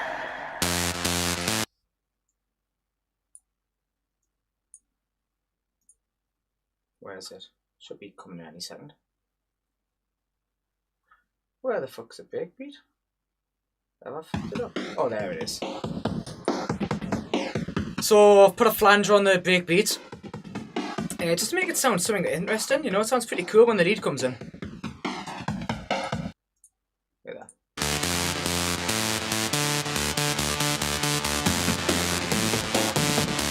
Needs to be louder.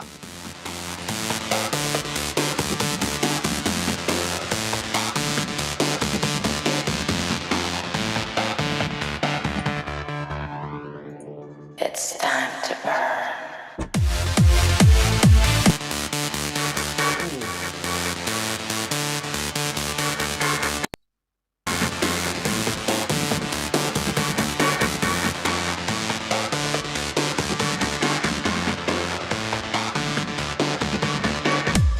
Time to burn.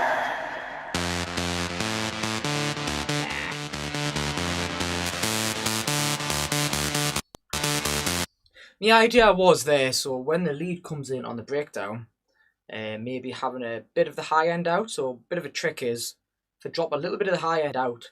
It seems a bit darker, so this seems really bright when the lead comes in.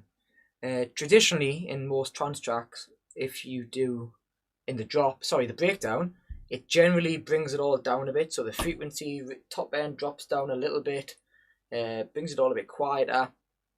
And then you open it back up again, this filter, so it'll sound bigger. But I think it sounds really good just slamming it straight in. Like.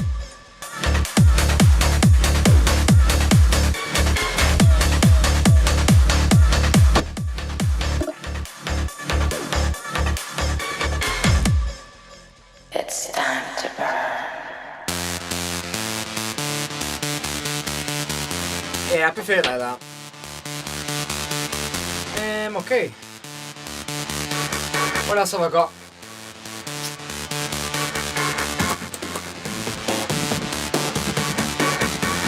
Okay. Violin. It's time. So this is a little secret weapon.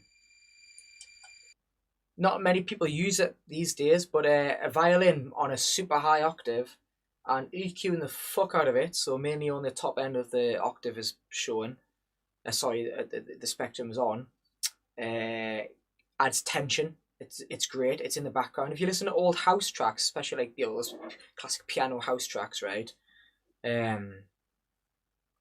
It really helps because it just keeps tension. You'll see what I mean. It's very subtle. The whole point is you don't really notice it until I tell you. Look at that. So where is it?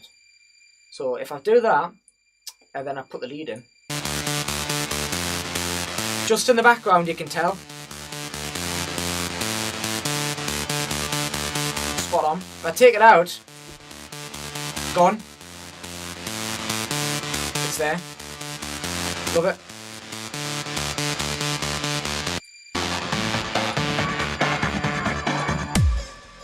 It's time to burn. Very analog.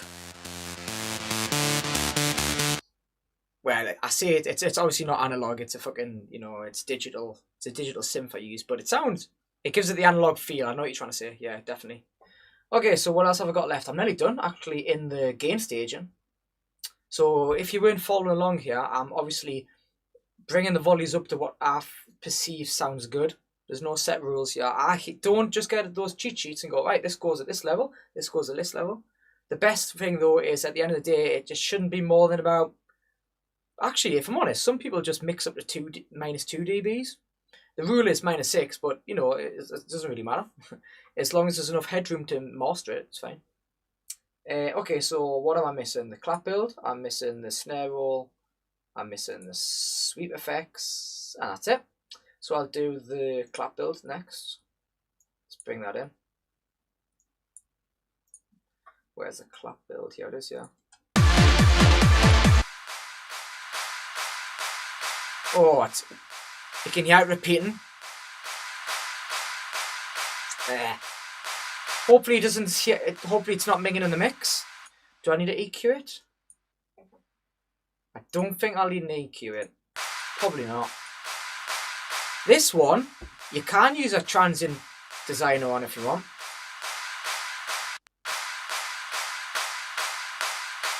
Just gives it a bit more click. See if that works. A bit loud. It's time to burn. Okay.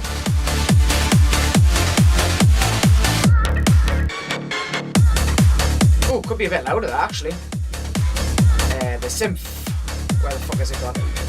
Storm synth. I like that. Loud. But I might have to limit it. Uh-oh. Uh-oh. You didn't see that. Limit that. Oh. I don't have the old copy.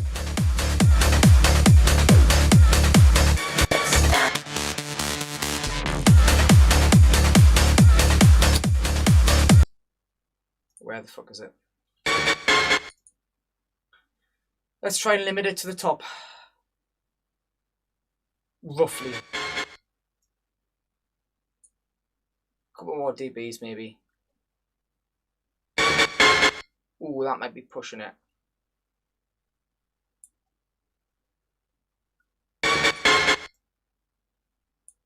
That should be enough.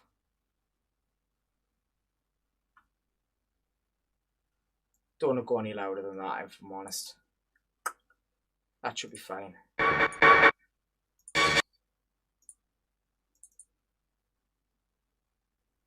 In the mix.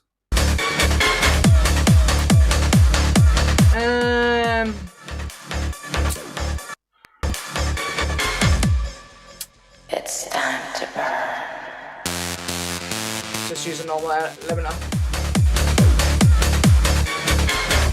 I'm just touching it a bit more, push it a bit more.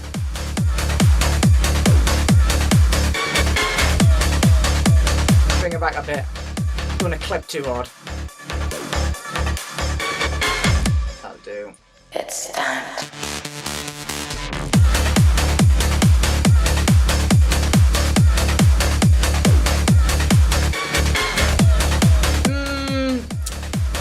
It is a bit loud.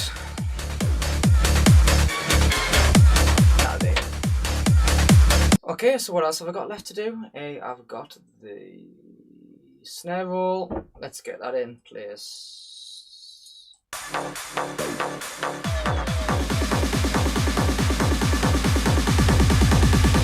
It's time to burn.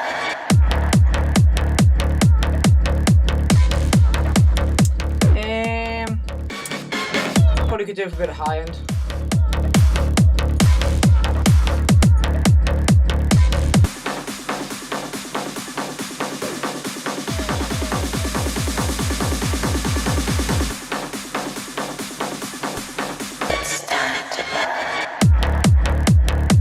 Let's hear it a bit louder. Ooh, wait there, 2 minutes.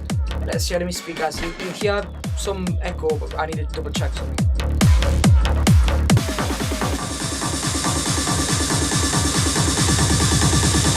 It's time to burn. Nice, works fine. Spot on. Could be touch louder if I want. It's time to burn. Okay.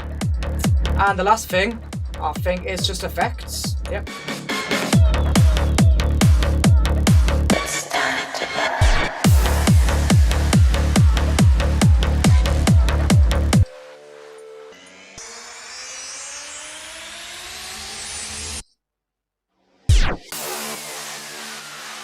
Nice. It's time to burn.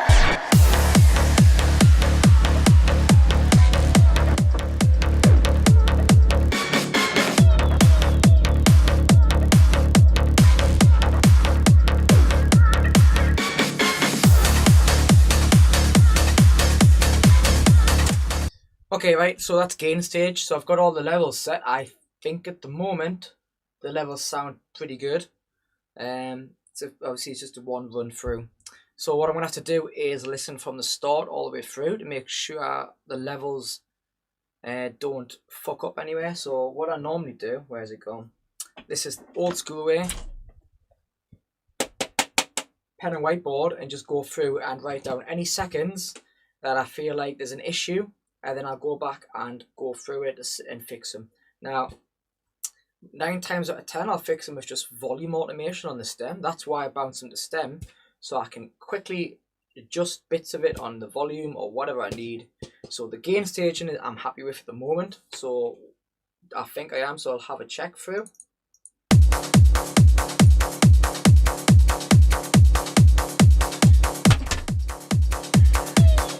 E, yeah, E. Yeah. Pretty cool, isn't it? I liked it.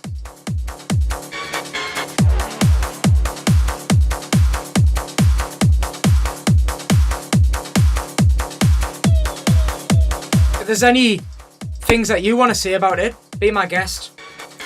I'll have a go. I'll change them.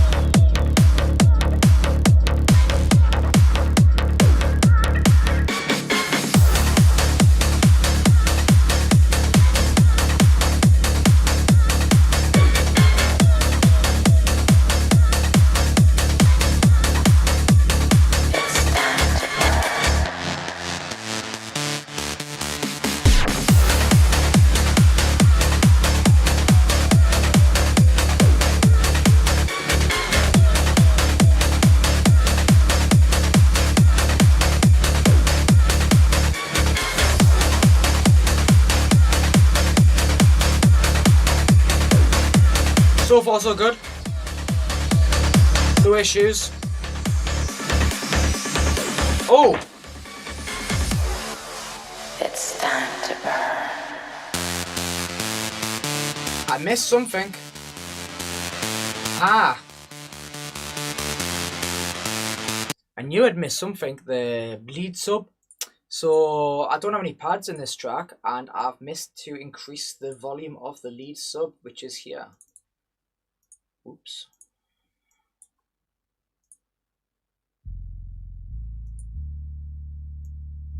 Just sits behind the lead. Off. On.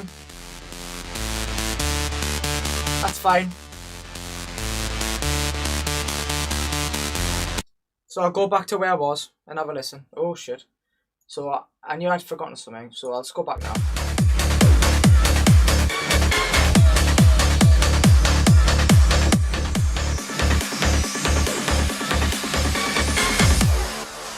It's time to burn.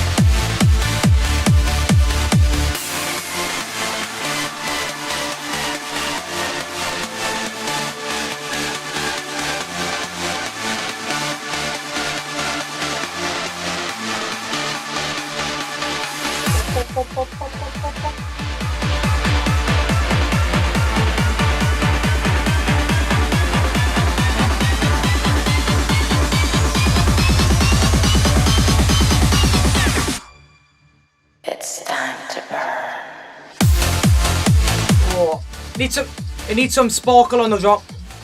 Some EQ.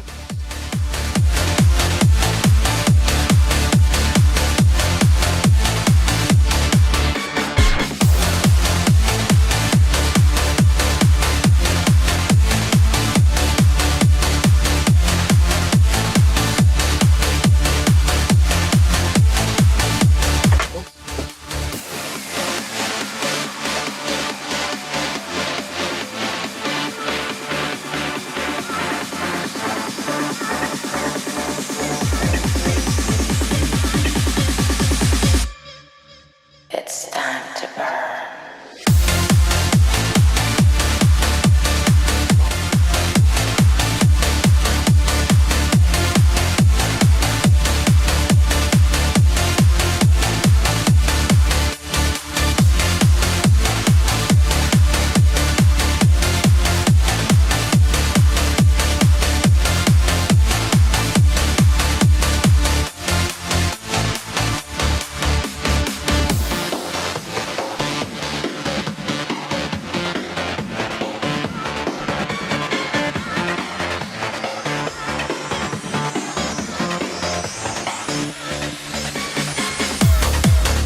Outro.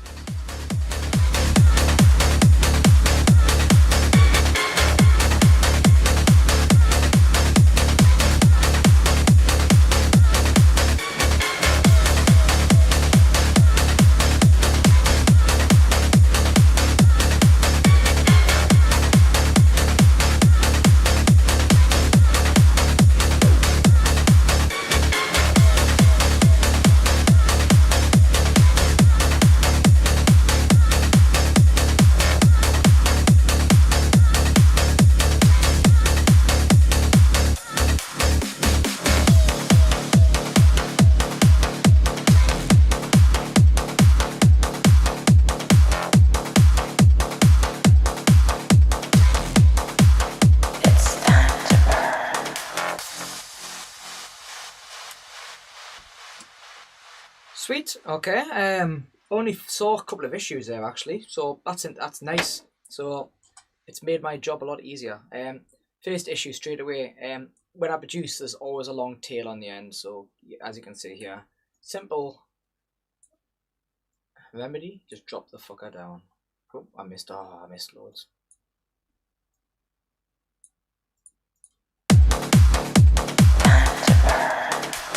Be careful not to miss the tail. So it's very easy to chop off the end of it, and it'll sound shit. There it is there. So that's perfect. Okay, so the second issue is very, very common. Now, with having a bit of experience, I know as soon as I get this, if I get this mastered by someone else or mastered myself, there's going to be, the build-up's going to be really loud. So the issue of having the build-up really loud is, in a club especially, you can't tell as much in the house or when you listen to headphones. But one of my other gripes is when I'm in a club and then the build-up's really fucking loud and then the drop's just the same volume. It's pretty quiet, but it doesn't seem as impactful. The really good tracks, in my opinion, when they build up nicely, but they're very gentle, so when it drops, it's not just fucking the same volume. And without dropping any names here, like there's a lot of people that just have the kicks absolutely blaring on the build up, so just the kick rolls absolutely so much low end. Now because of that, that's going to build up the energy of the track so much, and it sounds shit in a club. Honestly, it really does. It does me head in. So I'm going to sort that out. So basically, honestly, the easiest way to do it is literally drop the volume of the elements going into the drop, or adding an EQ or filter and just taking out some of the low end very progressively.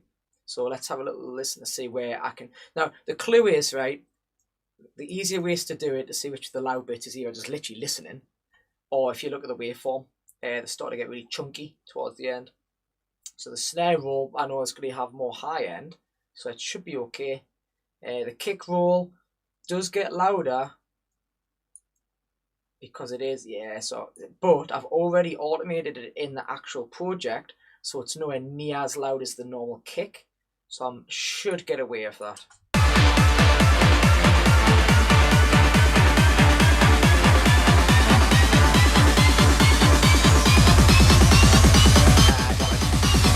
Nope, I can drop it quite a bit. So I'll automate it. I think it's like 71, copy the value. Make sure that, honestly though, I've done this so many times, make sure the rest of the kick stays the same volume. Because I've bounced it over to WAV and then realised why the fuck's it quiet the kick at the start, then realise I've fucked up. Where is it? Here. So make sure it is the same volume before, same volume after, and then experiment and make sure you drop the volume of the kick very slightly.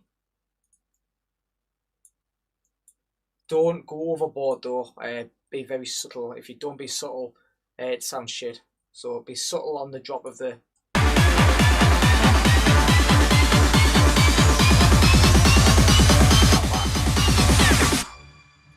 It's time to burn.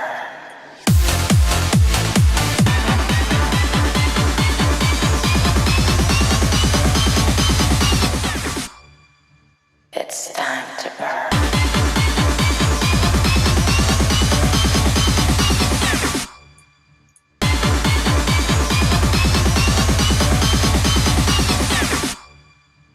It's time to burn.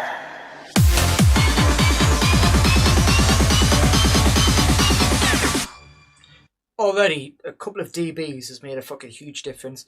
Mine though, the only issue is when I do master it and you put compression on, it will pull the volume back up again. But at least it won't be, because I can guarantee if someone else masters it, the kick will be clipping a bit. So it'll be fucking, they'll compress it, but as soon as it hits the limiter, it'll be smashing down. I'll show you what I mean. So I've got a limiter on now, so just to show you what it'll sound like.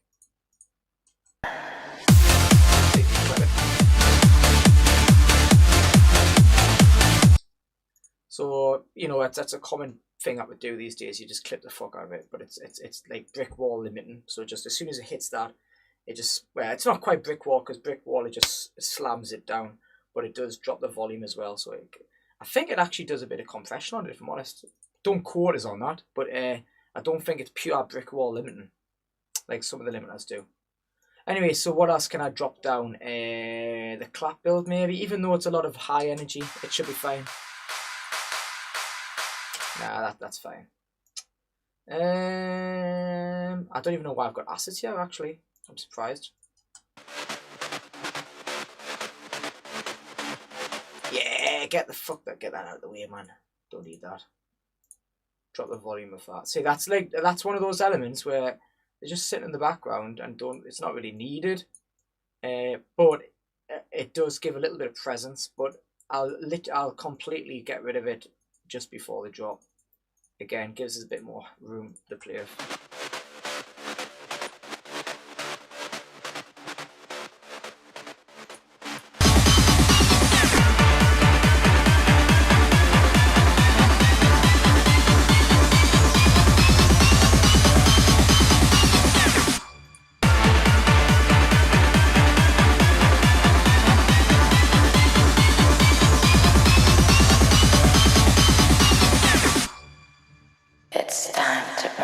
There's also a lot of stuff in this dead space that I can still hear I don't like. The backup lead sounds like it has a bit too much volume as well. Yep. Get rid of that shit. So guys, this is why I highly recommend that you do bounce everything over to WAV like this, all of your elements like I've done here, and treat them separately here. You can see the waveform and how it's impacting your mix. So I can't recommend this anymore. About there probably. So I'm guessing at the moment, so hopefully let's see if this sounds okay in the mix without it smashing. Well, isolate it first.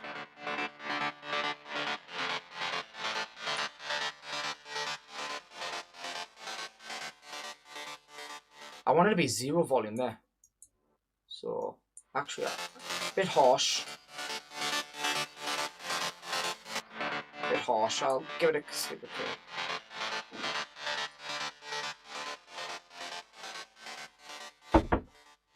Okay, that should be good. It's time.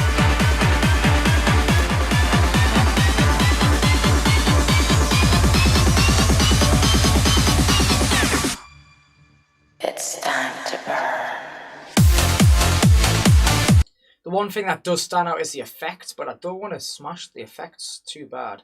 So it's this bit, I think.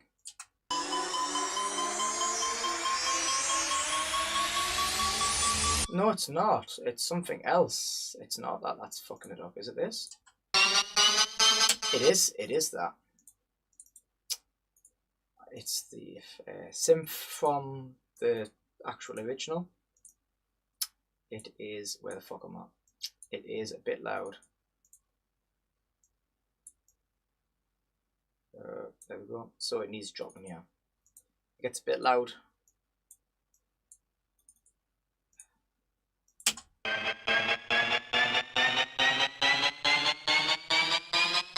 That's better already.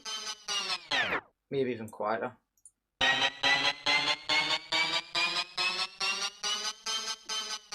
Yep, much better. That should be better. It's time to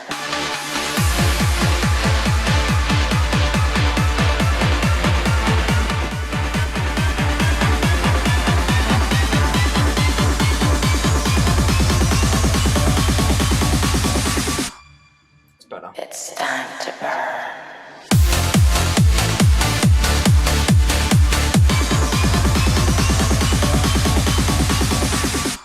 Okay, yep, that's much better. So it sounds there's a good contrast between the the build up and the drop.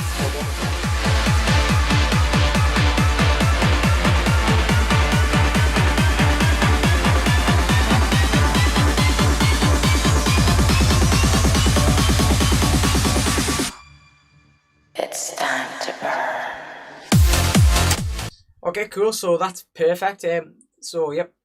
Okay, guys. Like I say, if this is a bit boring, it's literally how you work, guys. So unfortunately, production's not always fun. The engineering bit behind here is the...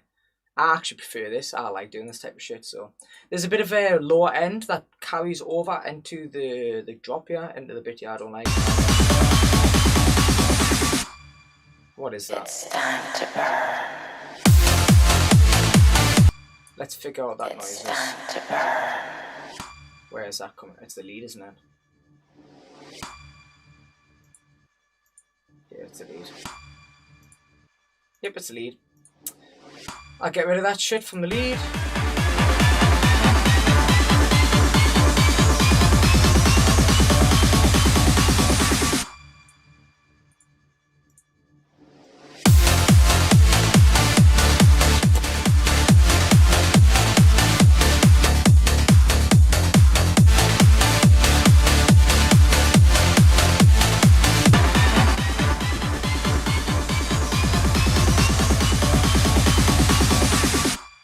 Much better. Oh no, there's something. Oh, what was that? It sounded like the vocal. Oh, no.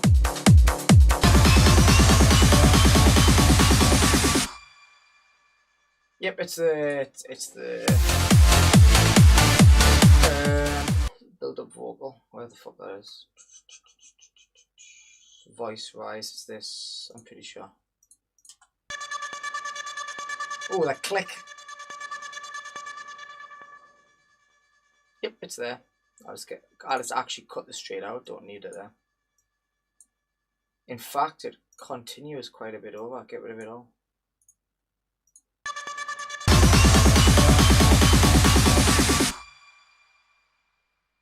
I quite like the violin though.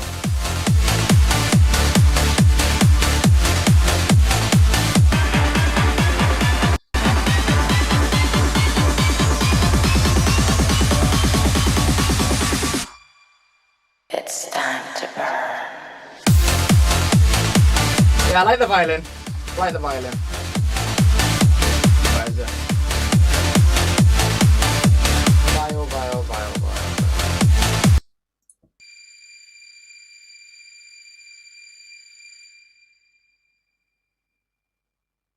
Yeah, that works.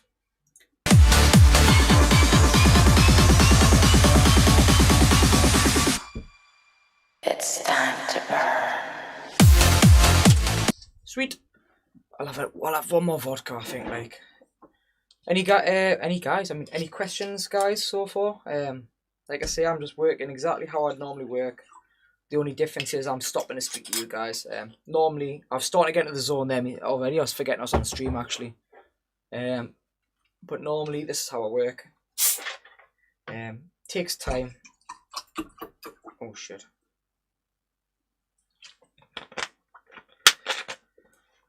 Right.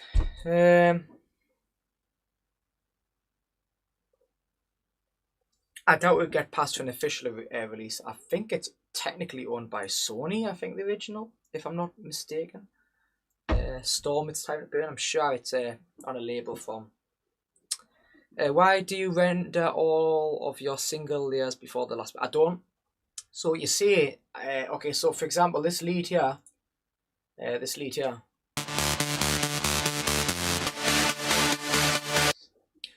here has 5 layers, but I've rendered it down to 1 layer. So I've got this on 1 layer. I've got the acids here. The mid bass is 2 different layers, but in 1. The acids is 3, I think. So what you do, the whole point of this is I could just do it if I want, master it all in the same the same project file. But the issue with that is that I don't have as much control. Can you see here that I can actually see the waveforms? Okay, so I can see that the waveform, I can see the waveform is bigger here. So I know it's louder here, so I can drop the volume accordingly. So, and also it gives a blank canvas to mix properly. So if you go to a professional mix and mastering engineer, this is what they do. So if I send it to someone, you know, a pop track to, off the top of my head, I can't think of anyone, a mixing engineer, you'd send all the stems over like this and they'd mix it for you and then they'd master it. They do it because they have more control. Simple. You could if you want, really. I do know people on the top level who are on labels like Future Side of Egypt who mix their own shit in the same project. Now, personally, for me, you get more control doing this. Okay, so I prefer doing this, if that makes sense. You don't have to, but it's the way I do it. It takes longer, but in my opinion, you get a cleaner result. And it's helped me in my mixing and mastering because I master a lot of my own tracks. Don't get us wrong, I don't master them all. I do send them off to people because it's nice to have a good, fresh perspective on a track. I've been listening to the track for the last bloody 2 months. So someone else mastering it will have a better, and whose job is to master it day in, day out. They've got the settings exactly industry standard, what people would use in trance, if that makes sense. So if you're after a bigger label, if you send it off to a masterer who knows exactly what the labels are after and those sounds, but most of me, about I'd say 50-50 of them, I get them off mastered, or half them master myself. It depends. So depends on the track. This will probably be mastered by myself. We'll see. So what else we got left? I think everything else is pretty good, actually.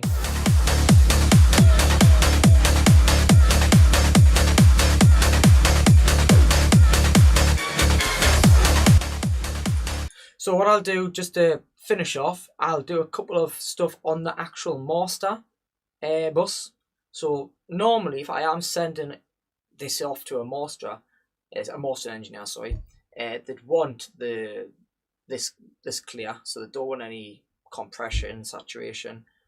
But I'm going to have a look for some frequencies which clash quite badly, get rid of them, and then just to clean up the mix and give more room.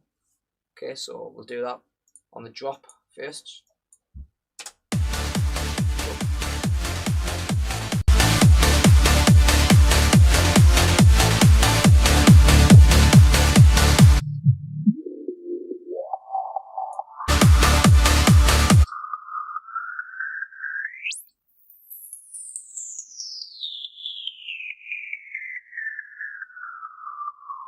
Ooh, there's a little bit there.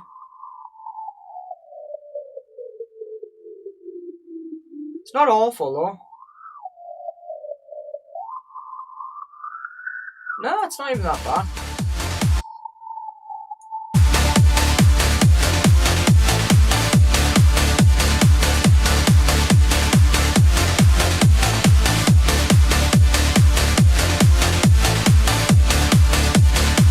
going to be honest, it's quite a clean mix, actually.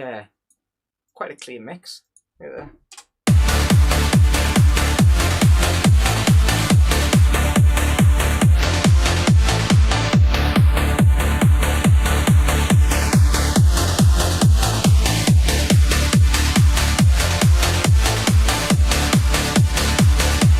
Yeah, it's a very clean mix, in fact. Yeah, I'm going to be honest, it's quite cleanly mixed, that, actually, so it doesn't need that much difference. Now, if I chuck a fucking compressor on, it'll absolutely slam it. You'll see what I mean. So, wait there. Turn this off to begin with. So, yeah, see the difference?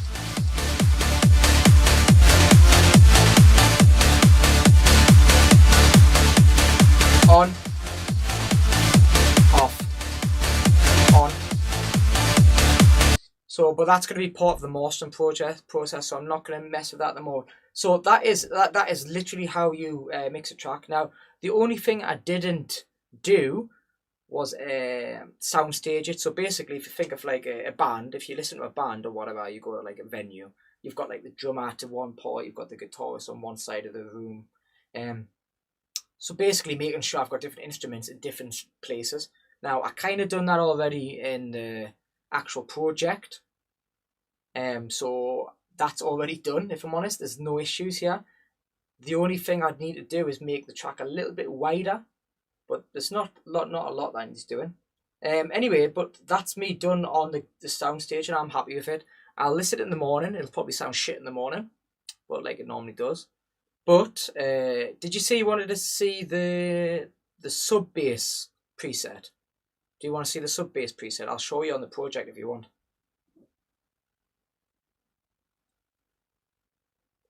Just let me know. I'll show you for you. I think that's just about done.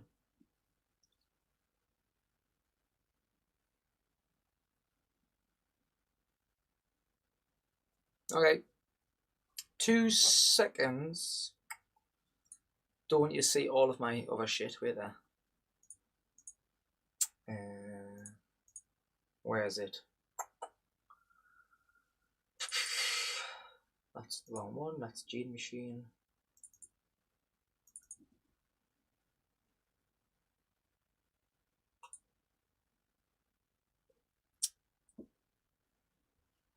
It's just loading up now.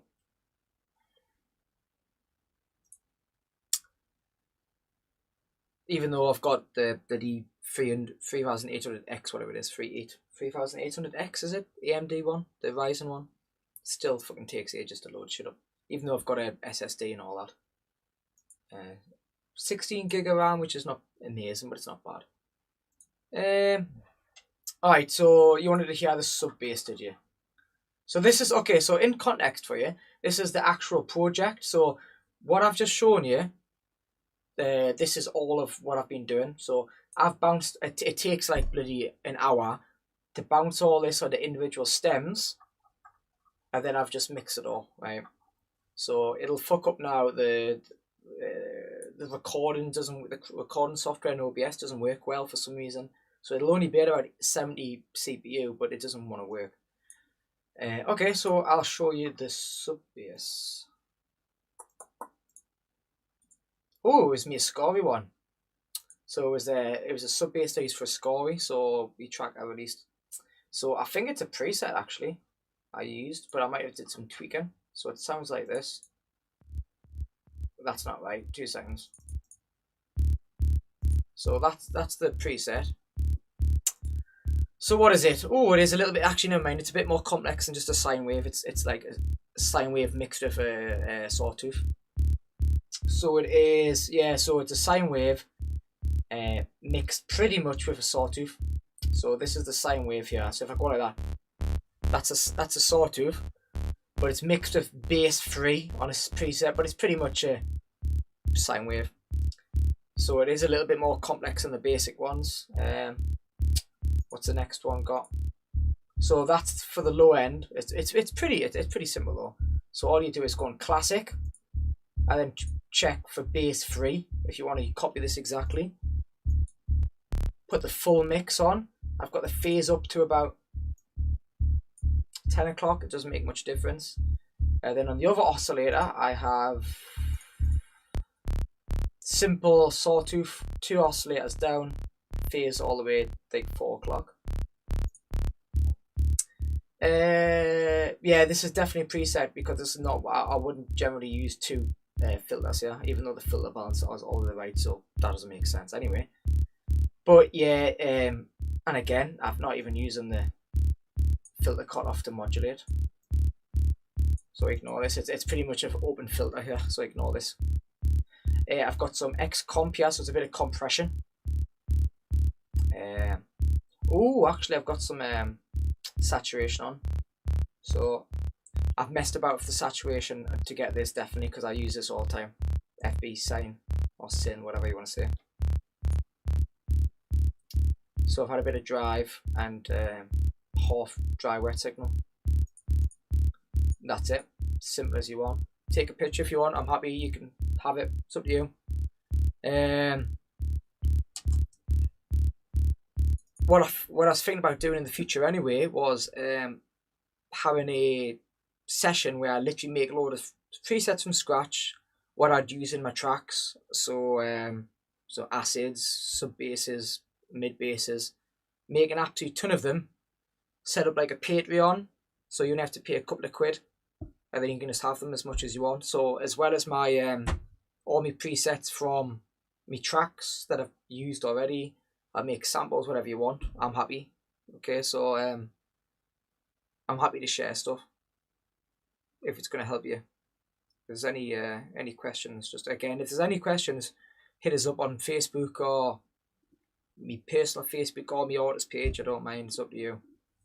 But you know, that's a sub bass. No problem. It sounds a bit weird at the start because it's not triggering from the LFO. That's all. And that's it. Oh, wait there. Behave. There you go.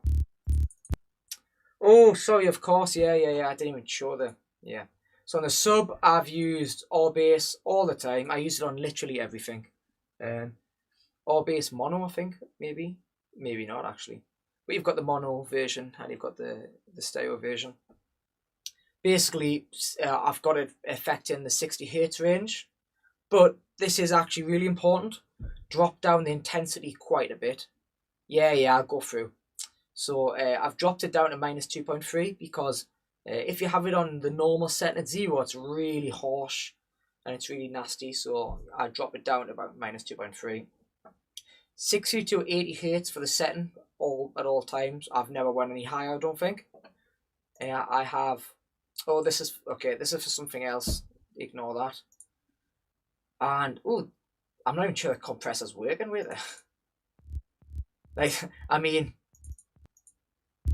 like, I'm not kidding. The compressor's basically doing nothing there. So can you see the little peak at the top? The tiny little peak at the top, right at the start of the sound. It's basically dropping that. So it's making it a little bit fatter by about 1 decibel, 2 decibel. You barely would notice it, honestly. And that's it, mate. Sub basses are simple. In all honesty, I'm surprised I've had. Normally, fucking how I pack it in. Normally, I'd actually just cut out all the top end, but the last couple of tracks I have been leaving it. Normally, I have it like this. But as you meant when I showed you the mix down, I've been leaving the top end in. Let's give it a. Another thing sometimes that I do personally, I notice this area around here, so around 110 to 100 and 200, a lot of sub basses are missing it here. So if you listen to my tracks, Ascari, La Source, those 2 tracks, you will hear that I've got a lot of in this range, a lot of sound here. I don't know how to explain it. It kind of fills the sub a bit more because I noticed the kick's a bit lower on the frequency here and the sub's a bit higher. Not on this one though. It didn't work. So don't do it all the time. I don't know what else to do then. I don't know if I should go. Is there anything else you want us to show you? I've got 1 track that's unreleased. I've just finished, got mastered. Mark Sherry's just mastered it. I can show you that if I want. Okay, I'll tell you what, I'll open the source, I'll have a look at the sub. Yeah, no problem, mate. Oh, great, thanks. I really appreciate that, mate. I have a lot of respect for that. I tell you what, I'll open up the source and I'll have a look at it. Now, I'm going to be honest, with the source, funny enough, I sent it off to Daniel Candy to be released at Always Alive. The EQing was a lot different. He wanted it a bit different. I wanted to be honest, we both had different opinions on what the end mix should sound like, but in the end, his sounded much better. Mine was a little bit less high end, and his is a lot better on the high end. It's really good actually. It sparkles really well. So I was really happy that he did it, because if you release a track normally on Always Alive on his label, he likes to master them himself and mix them actually. So he mixed my stems for us. So I'd already mixed them myself, but he wanted to make a few tweaks just for the label. Because if you listen to Always Alive, it does have a very similar like sound in terms of the spectrum. Sounds very similar to different tracks on the label, I've noticed. But it's not a bad thing. It's got a signature sound. Oh, bloody hell. There's a lot of stuff that don't add up on this because I made this on my old computer. 2 seconds. Let me check if it's actually going to work. Where's my sub? Let me check. Yep, works fine.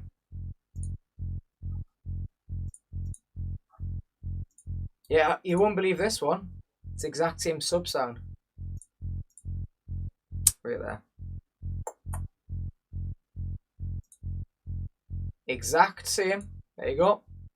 I've told you I've been using this sub for the last probably, well, I wouldn't say all of the tracks I've been using recently, because I've made a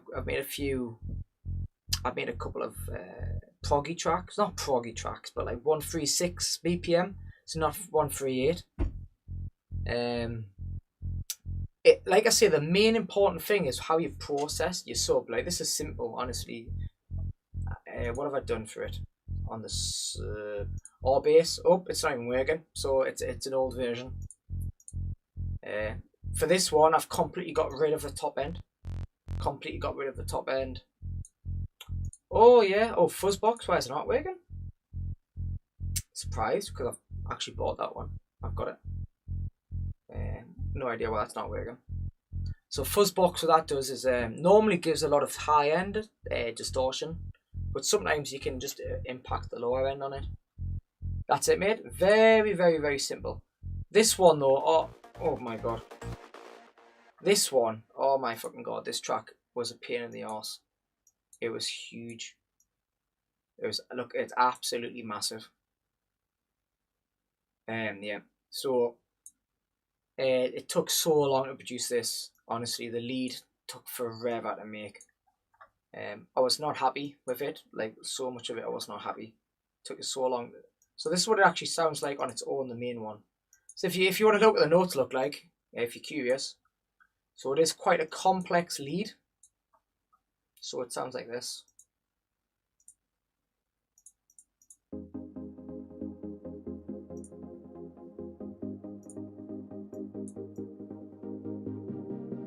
Oh, wait there. Wrong place in the track.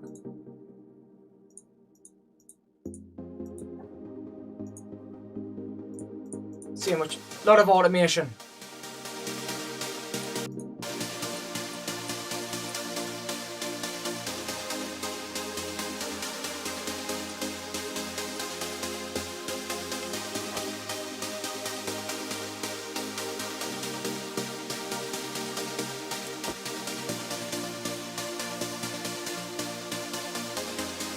Thanks, mate. Appreciate it.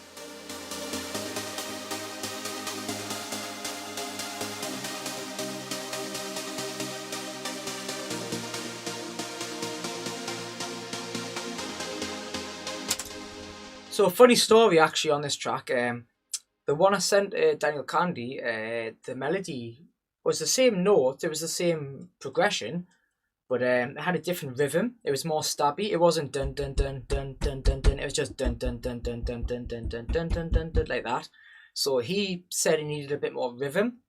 So again, I was a bit like, I didn't want to change it because I quite liked it. I liked it like a lot more stabbier. But then he said he wanted a bit more rhythm in it. So I changed it to this, and then it actually was better. So again, the guy knows what he's talking about. So I completely changed it. So if you want to hear the lead layers, I think I had. So these are the 3 leads, 4 lead. I had 4 leads maybe for it. Yeah.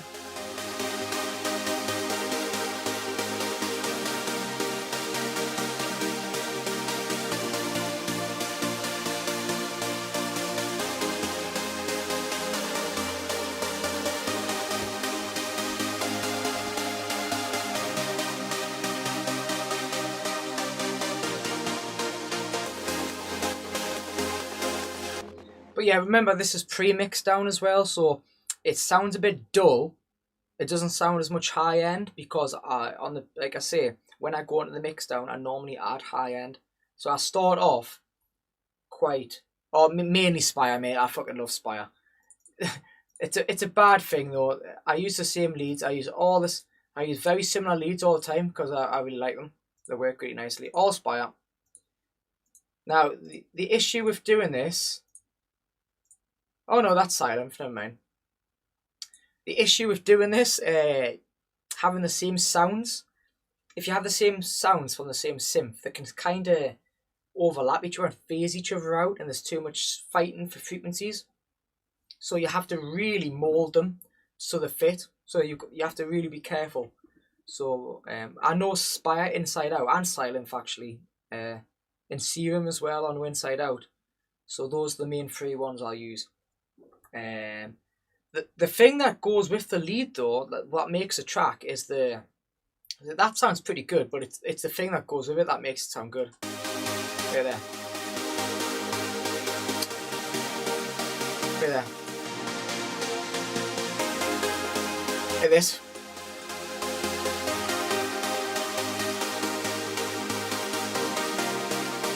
It's quiet, again, as I mentioned.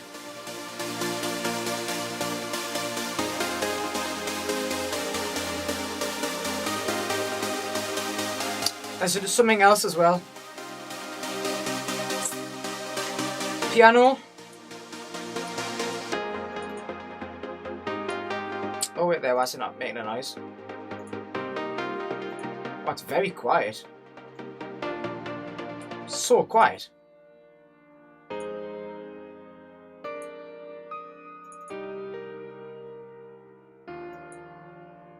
This is quite I'm not gonna lie, it's quite complex. This one. Mine, that could do it. Like, listening back to this, I'd put loads more reverb on it. But it sounds quite nice. It sounds nice, but it could do with a lot more reverb on. And I've taken quite a bit of low end out as well, which if I went back, I'd put a bit more in. But it has the emotion, that's what I'm after, that emotion.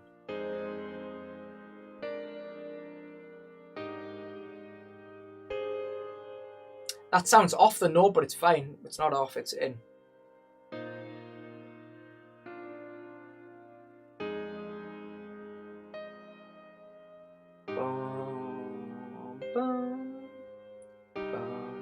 So yeah, that's the piano. It's this bit that I love when it comes back in. That's when you like have the emotion properly in on the second half of the lead. That's what you kind of have to think about. There's one more thing actually, that's not the thing I was after. Where is it? Wait there, where is it? Oh shit, I've took it all out, haven't I? Where is it?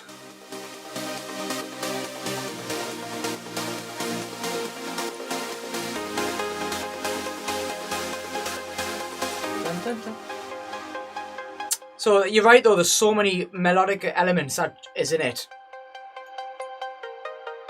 So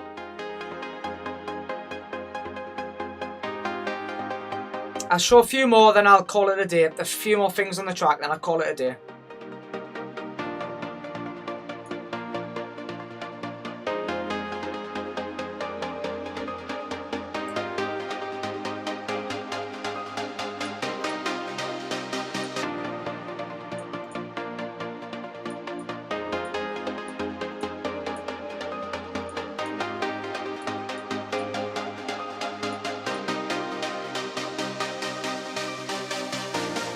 It's nice, isn't it, man? I like it.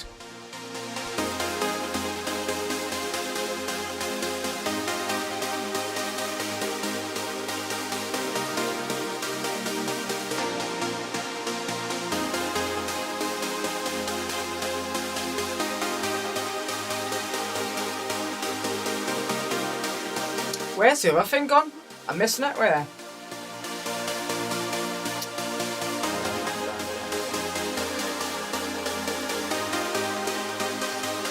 It's like, where is it? Did I make it after this? Did I? Where?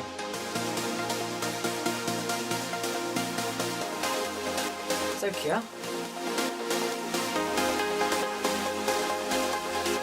Missing it.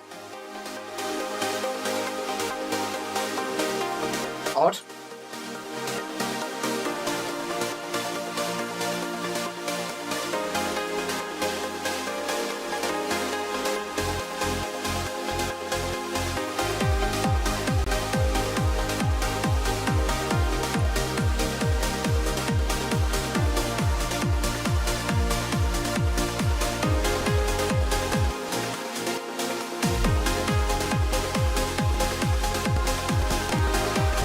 Oh, not liking that.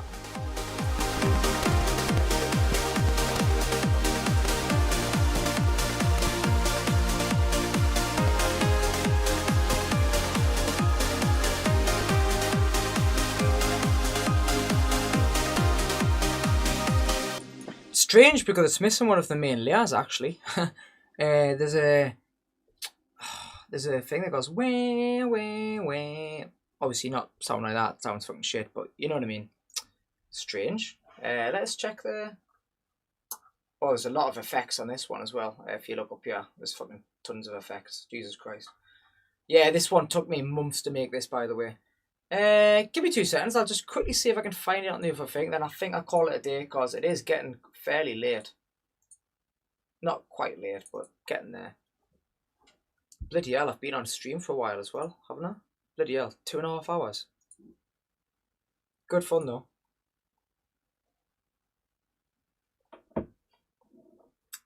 I might make a track from scratch actually on live on here because I want to make sure that I show you that